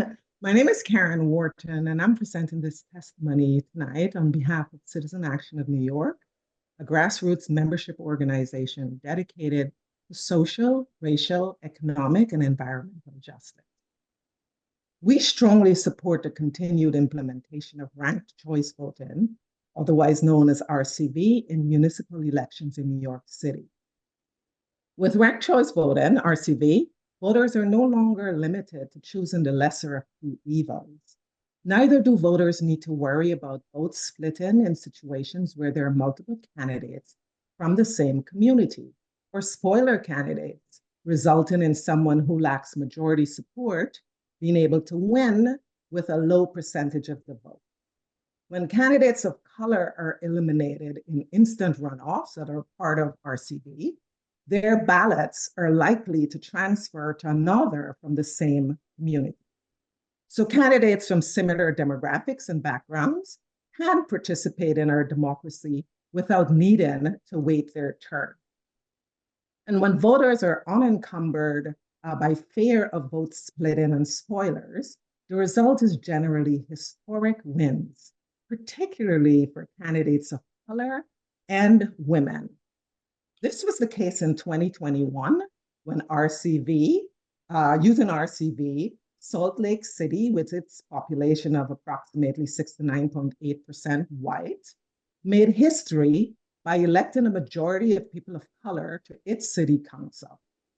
In 2021, the same year, Minneapolis users used RCV to elect their first majority people of color and majority women city council. Again, in 2021, it was a banner year for RCV, being used for the first time in municipal elections in New York City. We made history here as well, electing Eric Adams as the city's second Black mayor, and by electing the most diverse and majority women council. When Black voters and other voters of color exert their influence at the polls, historically, there have been efforts to diminish their influence through voter ID laws, changing the rules, and other types of voter suppression tactics. The one successful coup d'etat in the United States occurred in 1898 in Wilmington, when democratically elected Black North Carolinians were forcibly removed from the local government after they were elected 2 days earlier, in an ousting orchestrated and executed by white supremacists of the time. Sorry about that, my screen went blank. A February 2024 Rolling Stone article found that MAGA and other far-right groups, including right-wing billionaires like Leo Leonard, have poured millions into a coordinated campaign to undermine and ultimately defeat ranked choice voting. The decision by far-right to target RCV is understandable. RCV threatens their agenda because it gives voters choices, particularly people of color choices. And when voters have options, they tend not to choose extremists. Fordham, Republican, yes, Ms. Fordham, ma'am. please, if you could wrap it up. Wrap it up. I'm almost done. Okay. Is that okay? Republican governors in Alabama, Mississippi, and Louisiana have already signed bills that would either ban or weaken their state's implementation of RC. New York City ought not, should not, and must not follow suit. So in closing, I ask you to please ensure that RCV continues in New York City, the municipal election. And I thank you so much for your time and I apologize for going over a little. No Thank you problem. so much. Thank you. Thank you very much. Any questions, folks? No. Okay, our next virtual guest is Francisco Navarro.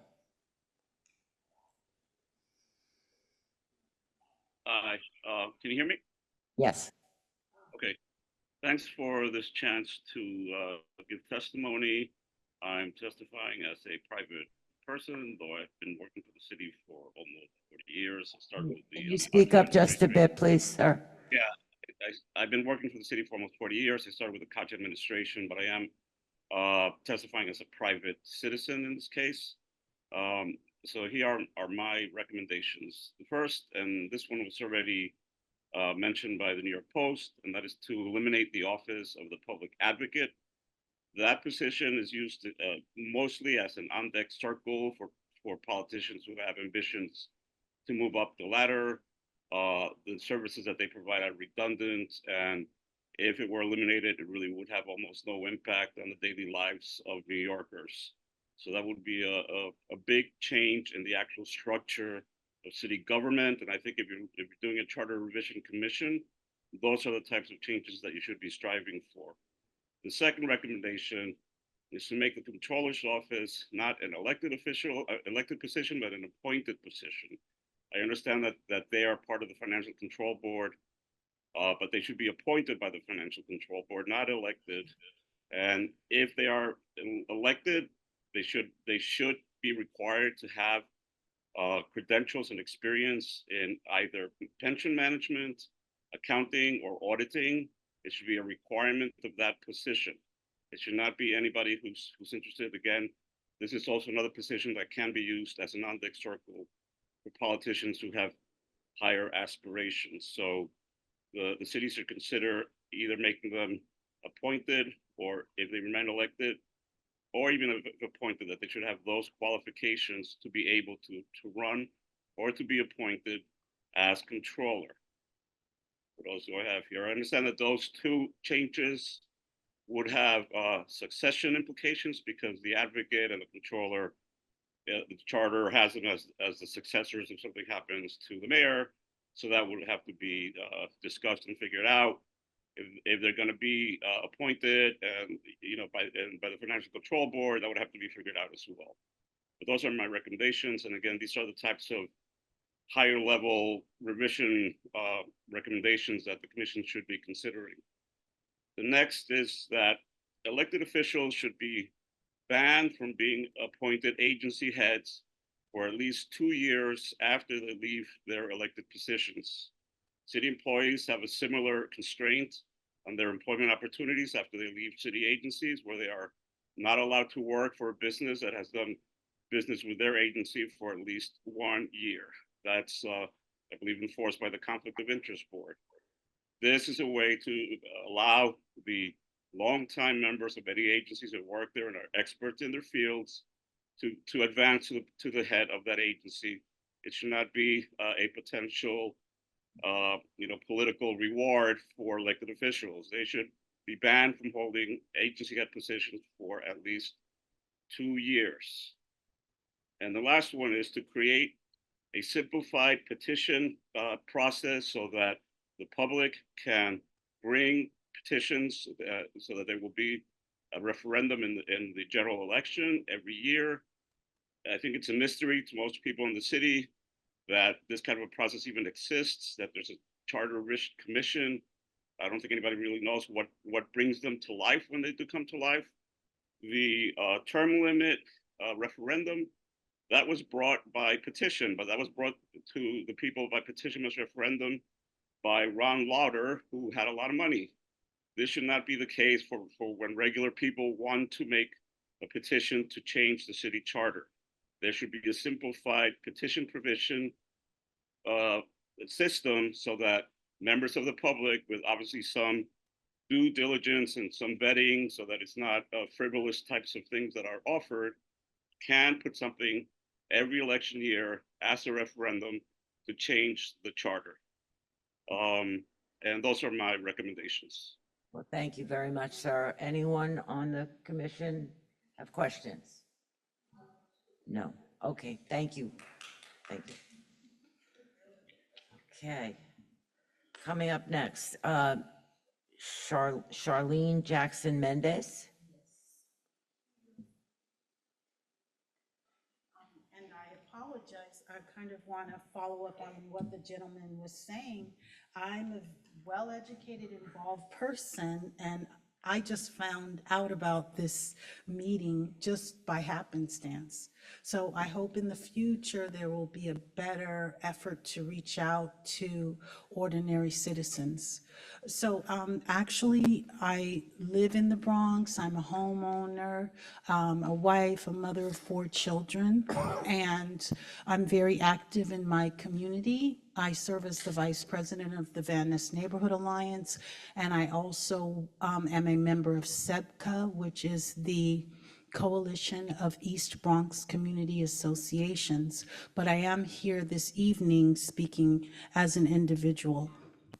And what I want to just say, first of all, is ever since Mayor de Blasio was elected, I knew because of the policies that he advocated, I felt strongly that the city would suffer. And every day I live that and my neighbors live that. And as a person, a non-native New Yorker, I've been here 35 years, but I've had a love affair with New York City my entire life, and it's heartbreaking to me to see what has happened. And furthermore, it's heartbreaking to see that many of my neighbors who are people of color have fled the city because it has become increasingly unlivable. I am a Black American, a descendant of slaves, 6 World War II veterans. My father served as a drill instructor in the United States Marine Corps during the Korean War era. So I come to my love of country very seriously and very honestly.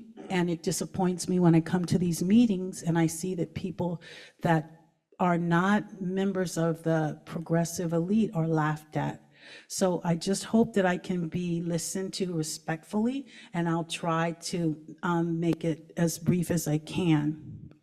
So I feel that a lot of times the city council in general has an agenda and they don't represent ordinary working New Yorkers. Sort of like they have ideas such as the sanctuary city policies and the defunding the police policies, and they have an agenda and they don't study, they don't think critically about how it will impact everyday New Yorkers, and that troubles me greatly. So I do support the inclusion of a proposal to end sanctuary city status.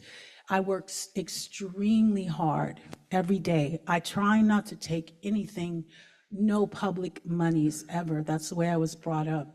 And it hurts me when I see that we are spending billions of dollars taking care of people that have really entered our country illegally.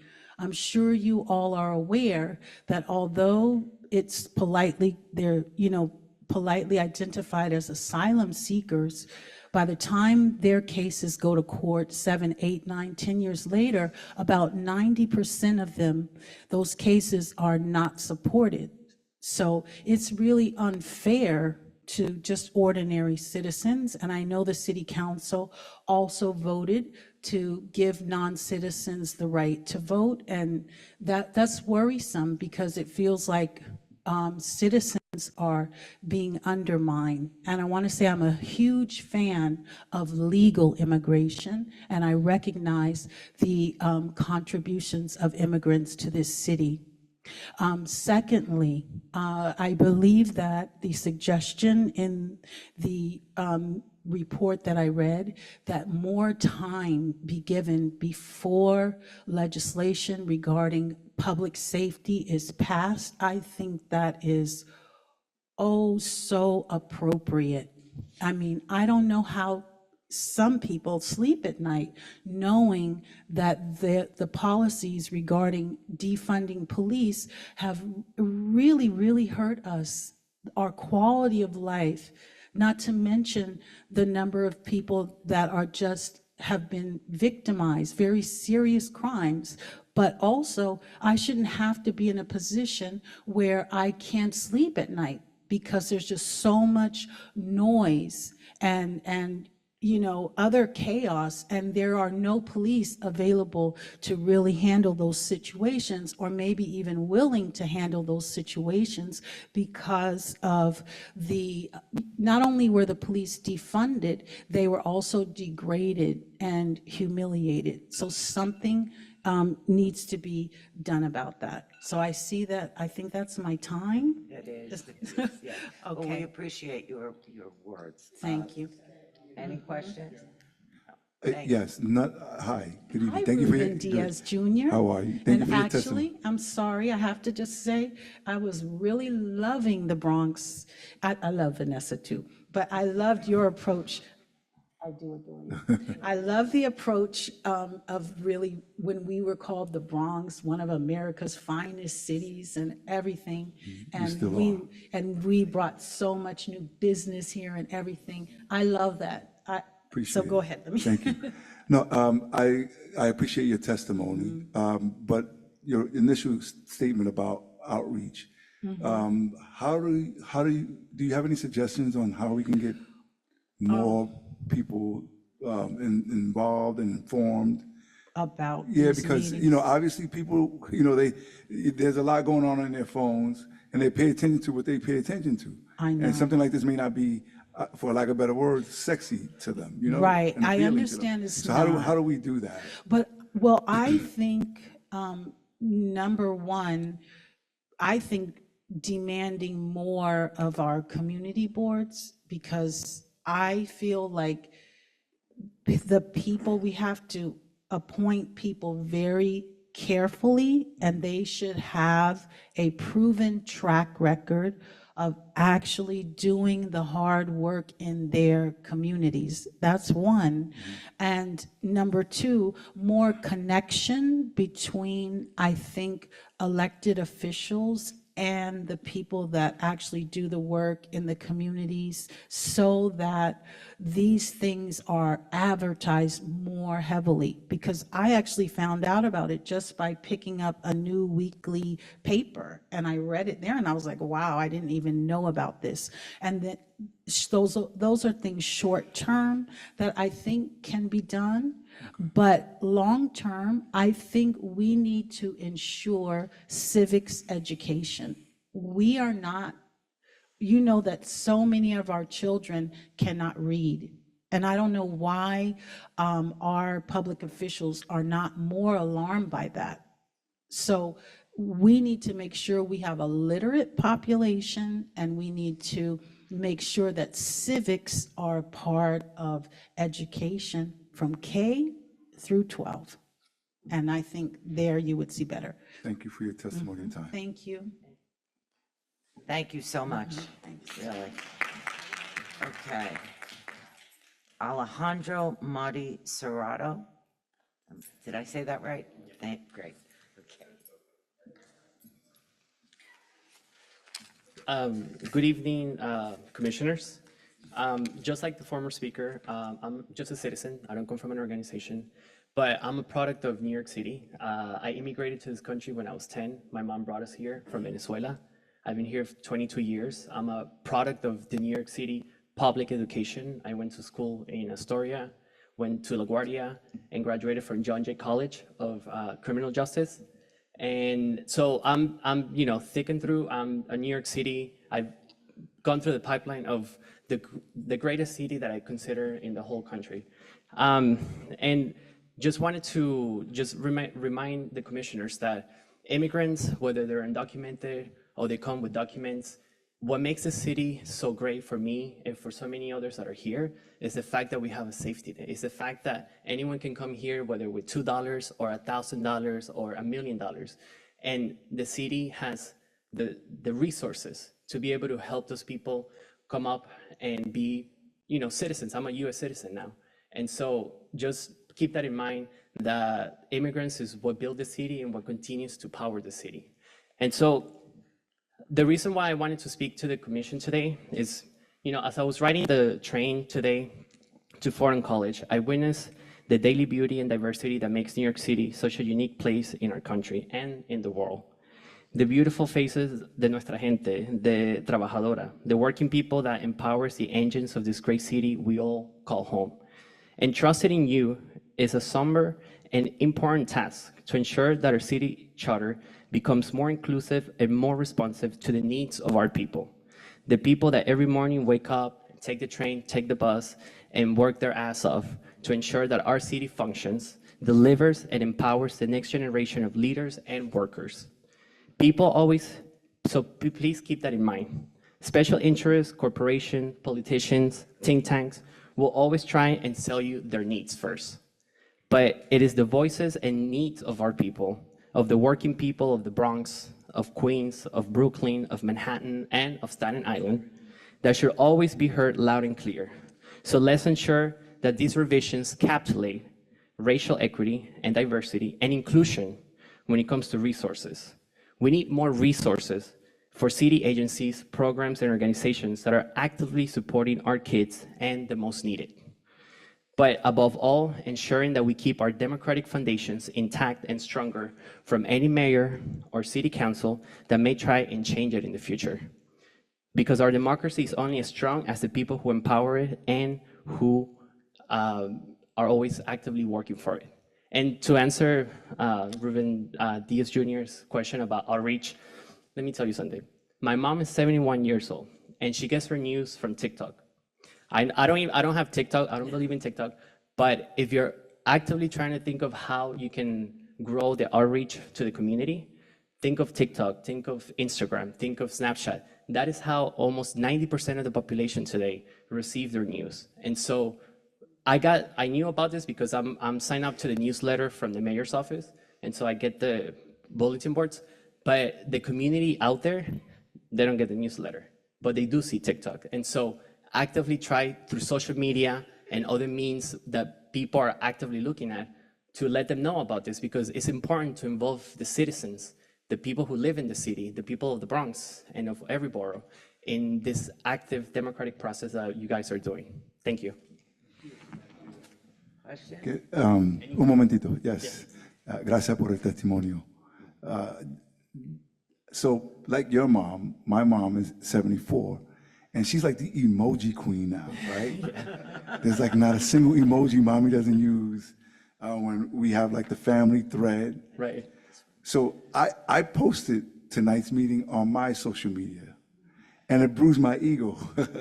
You know how we always have, like, we always post something and you want all the likes? Right. So, a good deal of my posts get a lot of likes. This one didn't.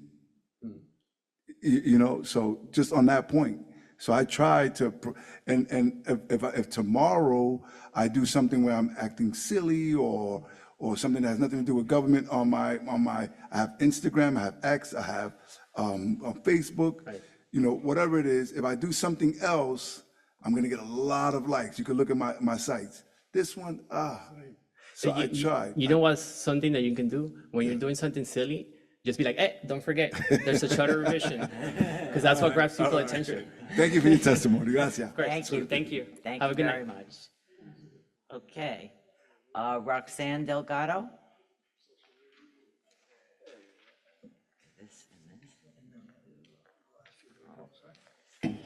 Evening, Commission. I just wrote down a few notes. My name is Roxanne Delgado. I'm speaking as a private citizen. I'm here because I also had to agree the lack of public notification is quite disappointing. In your public notice, you didn't even identify the building that your meeting is being held, nor the floor. and there was no signage outside. And I'm surprised they even bother to notify the Fordham University student body. There's many youngsters out there who are involved in political and governmental studies. Were they notified of this meeting? Was that done? Was it done to Lehman College? And do you notify any of the colleges or university of this meeting? Because many students are interested in politics and governmental. I see.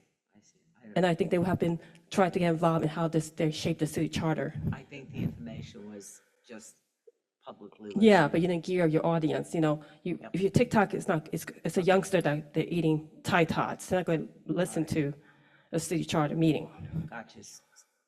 Again, we'll discuss that after you Yeah, finish but your testimony. I'm letting you know that this is a disservice to the community. Okay.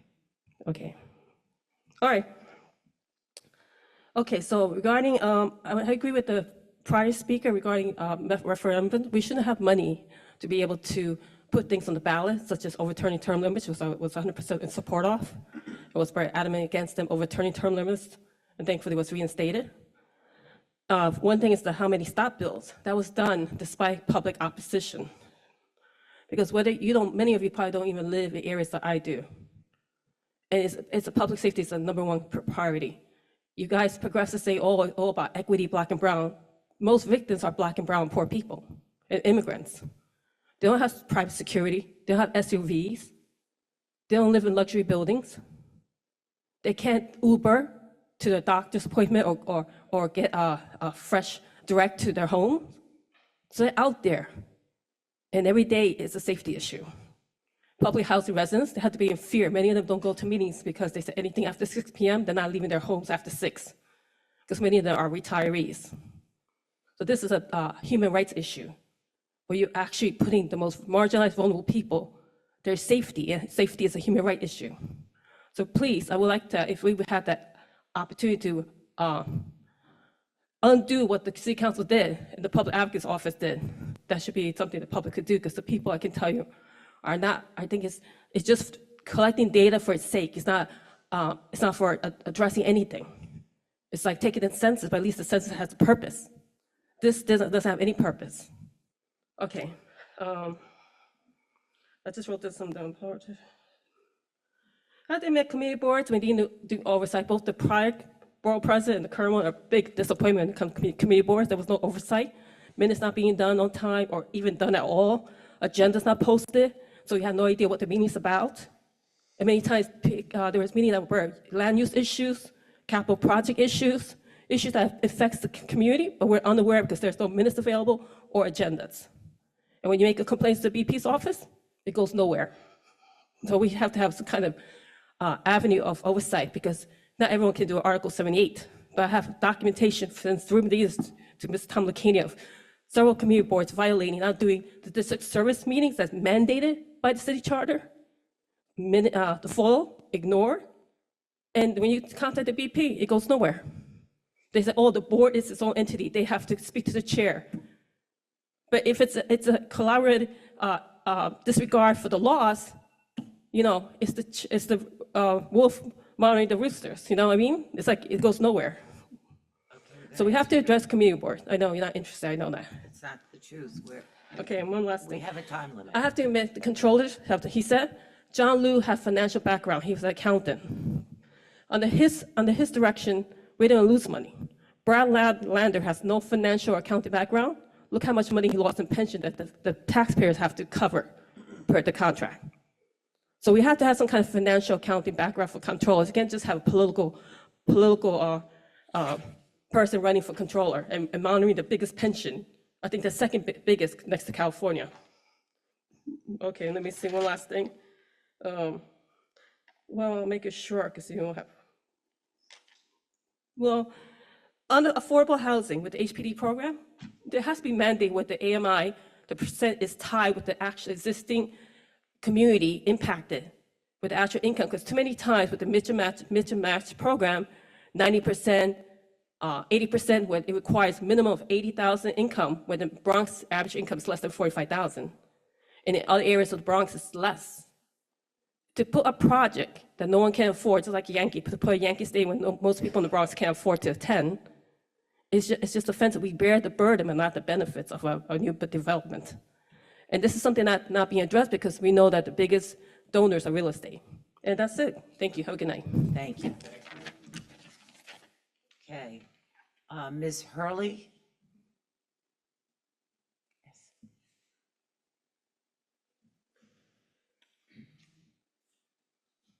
Hi, my name is Miss Hurley, and I work at an independent school, so I come as a teacher.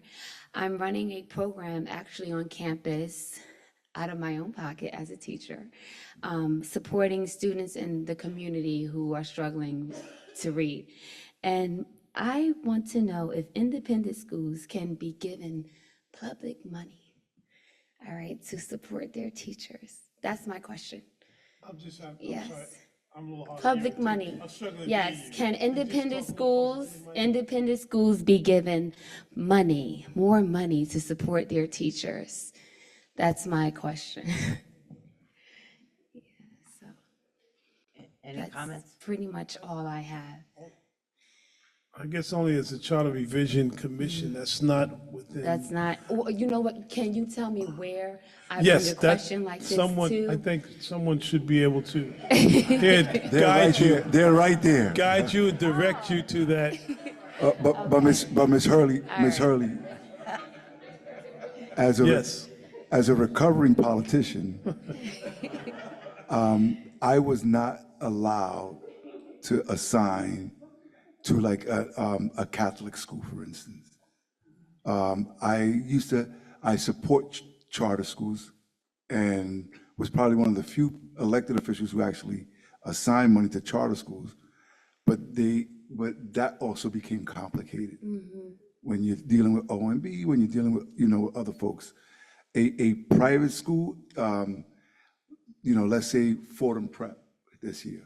I don't think that it's very difficult for public dollars to go there. There may be the case, I don't know, maybe structurally, I don't know, but I've always found it very difficult for especially operating dollars to go to a private entity. I don't think you could do Is that. it impossible though? It's difficult. It's just but not is it- allowed. It's not allowed at all. It's not allowed. Okay. It's not allowed. There has to be a way. You got Mr. Budget, I don't know. I can think talk you to can Mr. get Budget your over here. answers right there. Have you thought about Thank you just for your starting- testimony, though. We commend you for Thank your you. work. Okay, we have a few more, our Zoom friends. John Felshi? But it's crazy, hold on. Now I'm making the borough president, the elected official come out of me. Based on the former testimony, isn't it ironic how funding could be allocated to a private developer, but not a private educational institution? Just saying. All right. Just saying.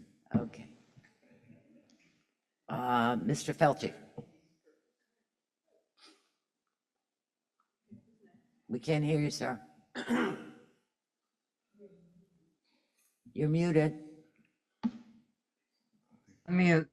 Okay, am I back? That's better. All right, good. Good evening to the commission and all. My name is John Felsi. I am here as a private citizen. However, I am involved in several different organizations. I want to speak to you guys, use my time to speak to you about Sanctuary City Right to Shelter. And I also want to just say thank you for having me. This is my second testimony. I testified on Staten Island. However, the lack of describing the venues thoroughly is concerning. So I just want to echo that. All right, again, my name is John Felsi. I am, let me see. Let's review the Sanctuary City. I just want to say I'm presently a geriatric caseworker, and I work with seniors on Staten Island. I'm also a staunch advocate for the senior population because we all know it's increasing and the needs are becoming more and more. All right, keeping that in mind, it is, in my opinion, the Sanctuary City policy, the way it is written, is not only putting an economic strain on resources for all of us, which is including our seniors. There's also, well, proof of that, proof of how it's impacting our seniors can be seen by the situation on Staten Island with the former Island Shores Independent Living Facility. In this case, seniors were removed to accommodate asylum seekers. Accordingly to the sanctuary city policy, it does not provide safety, but it provides more safety for a city, but a less safer city. Sanctuary city policy provides little or no safeguards for asylum seekers who commit low-level crimes, not to mention the high-level crimes that we've seen, assaults on police officers and assaults on children. I encourage you to read Councilman Holden's New York Post article from July 9th. I'm sure you guys have seen it. If you haven't, it's pertaining to this. And this opinion, my opinion, which is just my personal opinion, it's not an anti-migrant or immigration policy at all, but it's about an accountability and a safety for all. So with that, I started this statement tonight by saying that maybe there needs to be some augmentation or addendums being made. However, listening to what I've listened to tonight, listening to what I listened to on Tuesday night, I would really encourage you guys, and I'm not a politician in any way, shape, or form. This is my first time doing this. So I would actually, by what I've heard, is I would suggest or be asked to put the sanctuaries, the end of the sanctuary city, I guess as a referendum, if I'm saying that right, on the ballot. So I think my time is almost up, right? But I do want to say again, thank you to the committee for doing these hearings, and I just hope in the future more notice will be put out and more definitive direction to the locations will be afforded. And thank you again. Thank you. Thank you. Questions, anyone? No. Carl Beecher? Yes. Hold on. Can anyone hear me? Yes. Okay. Greetings to all the commissioners and everyone here. I actually only have two quick suggestions. First, in agreement with what I think two other people mentioned, they said, we really don't know when these particular charter revisions are going to be held. I mean, I just happened to be part of the email situation, and I was able to see that there's going to be a Zoom, but I think 90% of the citizens don't know anything about this. I guess that's why there's so many, there's so few people here. I mean, it's great because now I'm able to talk to you guys. So for me, it turned out to be good, but I think this should go out like to everyone. I mean, before, and also before any laws or anything is going to be passed or any revision, anything whatsoever, there should be some type of, well, whether mail or commercial on somewhere, or I don't know how we could get it out, but everyone needs to know about it. It should be like an Amber Alert. I mean, the equivalence of it. You know what I mean? Like it should be on everybody's phone that we know that this is going to be occurring. I think that would be a great, assist to people to understand what's going on. That's number one. Number two, I close with this. Years ago, I remembered seeing, what was it, an ambulance trying to find an address, right? Because they were somewhat lost in the sense of trying to figure out what building it is. And then it dawned on me, they need to change the whole system of the signage or the numbers to buildings and apartments. I mean, buildings and private homes. Every single building, there should be, I don't know if it's the law, because I'm not that, familiar with all the laws, but there should be a law that every building, the numbers should be at least 6 inches big, like something big, very conspicuous, easy to read, every building, right dead smack in the front, right? Not only that, because if you look at most buildings here, and I'm in the Bronx, right? Bronx, New York, an Alton area. And let me tell you, every time you look at certain houses or buildings, it's like sometimes they don't have the numbers. You got to be searching, trying to figure out where's that number. And, when ambulance or police are trying to find these things, it's very bad. I mean, 1 minute 30 seconds could be the difference between life and death. It should be a law that every building, every edifice, it should have the numbers very big. And at nighttime, it should be the law that it's illuminated. So there is no doubt, it's unequivocal. You could see it without any effort whatsoever. Boom, 675, 2878, whatever it is, that you could see it readily, because it's messing up. I mean, I think people are becoming unalive because of that. I'm using TikTok terminology. I don't know if you guys TikTok, but I do. I remember the guy talking about that. On TikTok, you can't say, people dying. You got to say unalive in certain words, So, but anyway, so basically, and that's what I wanted to say. So I don't know if that's a law already. If it's not, it should be a law. There should be a way to make it mandatory. Every building, numbers should be big. And at nighttime, All right, sir, your time is up. Okay, thank you. I just wanted to, because I've heard it quite a few times, the issue of notification for these meetings. And I've heard of a number of these hearings that we've conducted. I'm from Queens, and before our Queens meetings were held before the adjournment of the community boards. And notice was sent out to every single community board to turn out to these meetings. So notification is not always an indicator of participation or turnout. I would use as an analogy election day. People know about election day. It's highly notified throughout our city, but yet someone can be elected with 5% of a vote. So notification is not necessarily an indicator of participation or turnout. So I just wanted to make that clear. People have to want to participate. People have to want to come out and be concerned. When you have elections and we have 10%, 5% people come out and vote and they know about it, that means you're just not participating, period. It's not that you don't know about it. So I just want to be clear about that. Thank you. Thank you. Thank you. Okay, Bernadette Ferrara.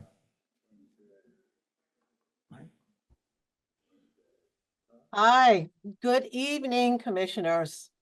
My name is Bernadette Ferrara. I am the president of Van Ness Neighborhood Alliance. I'm also a member of SEPCA, and I am a lifelong born and raised resident of the East Bronx, living in Van Ness for over 6 decades. Yes, I do love my borough and I love my neighborhood. I do want to support and echo many of the items that my colleague, Charlene Jackson Mendez, so wonderfully stated, because these are issues that are discussed often and our heads are scratched to say, well, how do we work on this? What do we do? So I'm glad that I'm here today to at least give my support, and also especially for something that is very dear to my heart.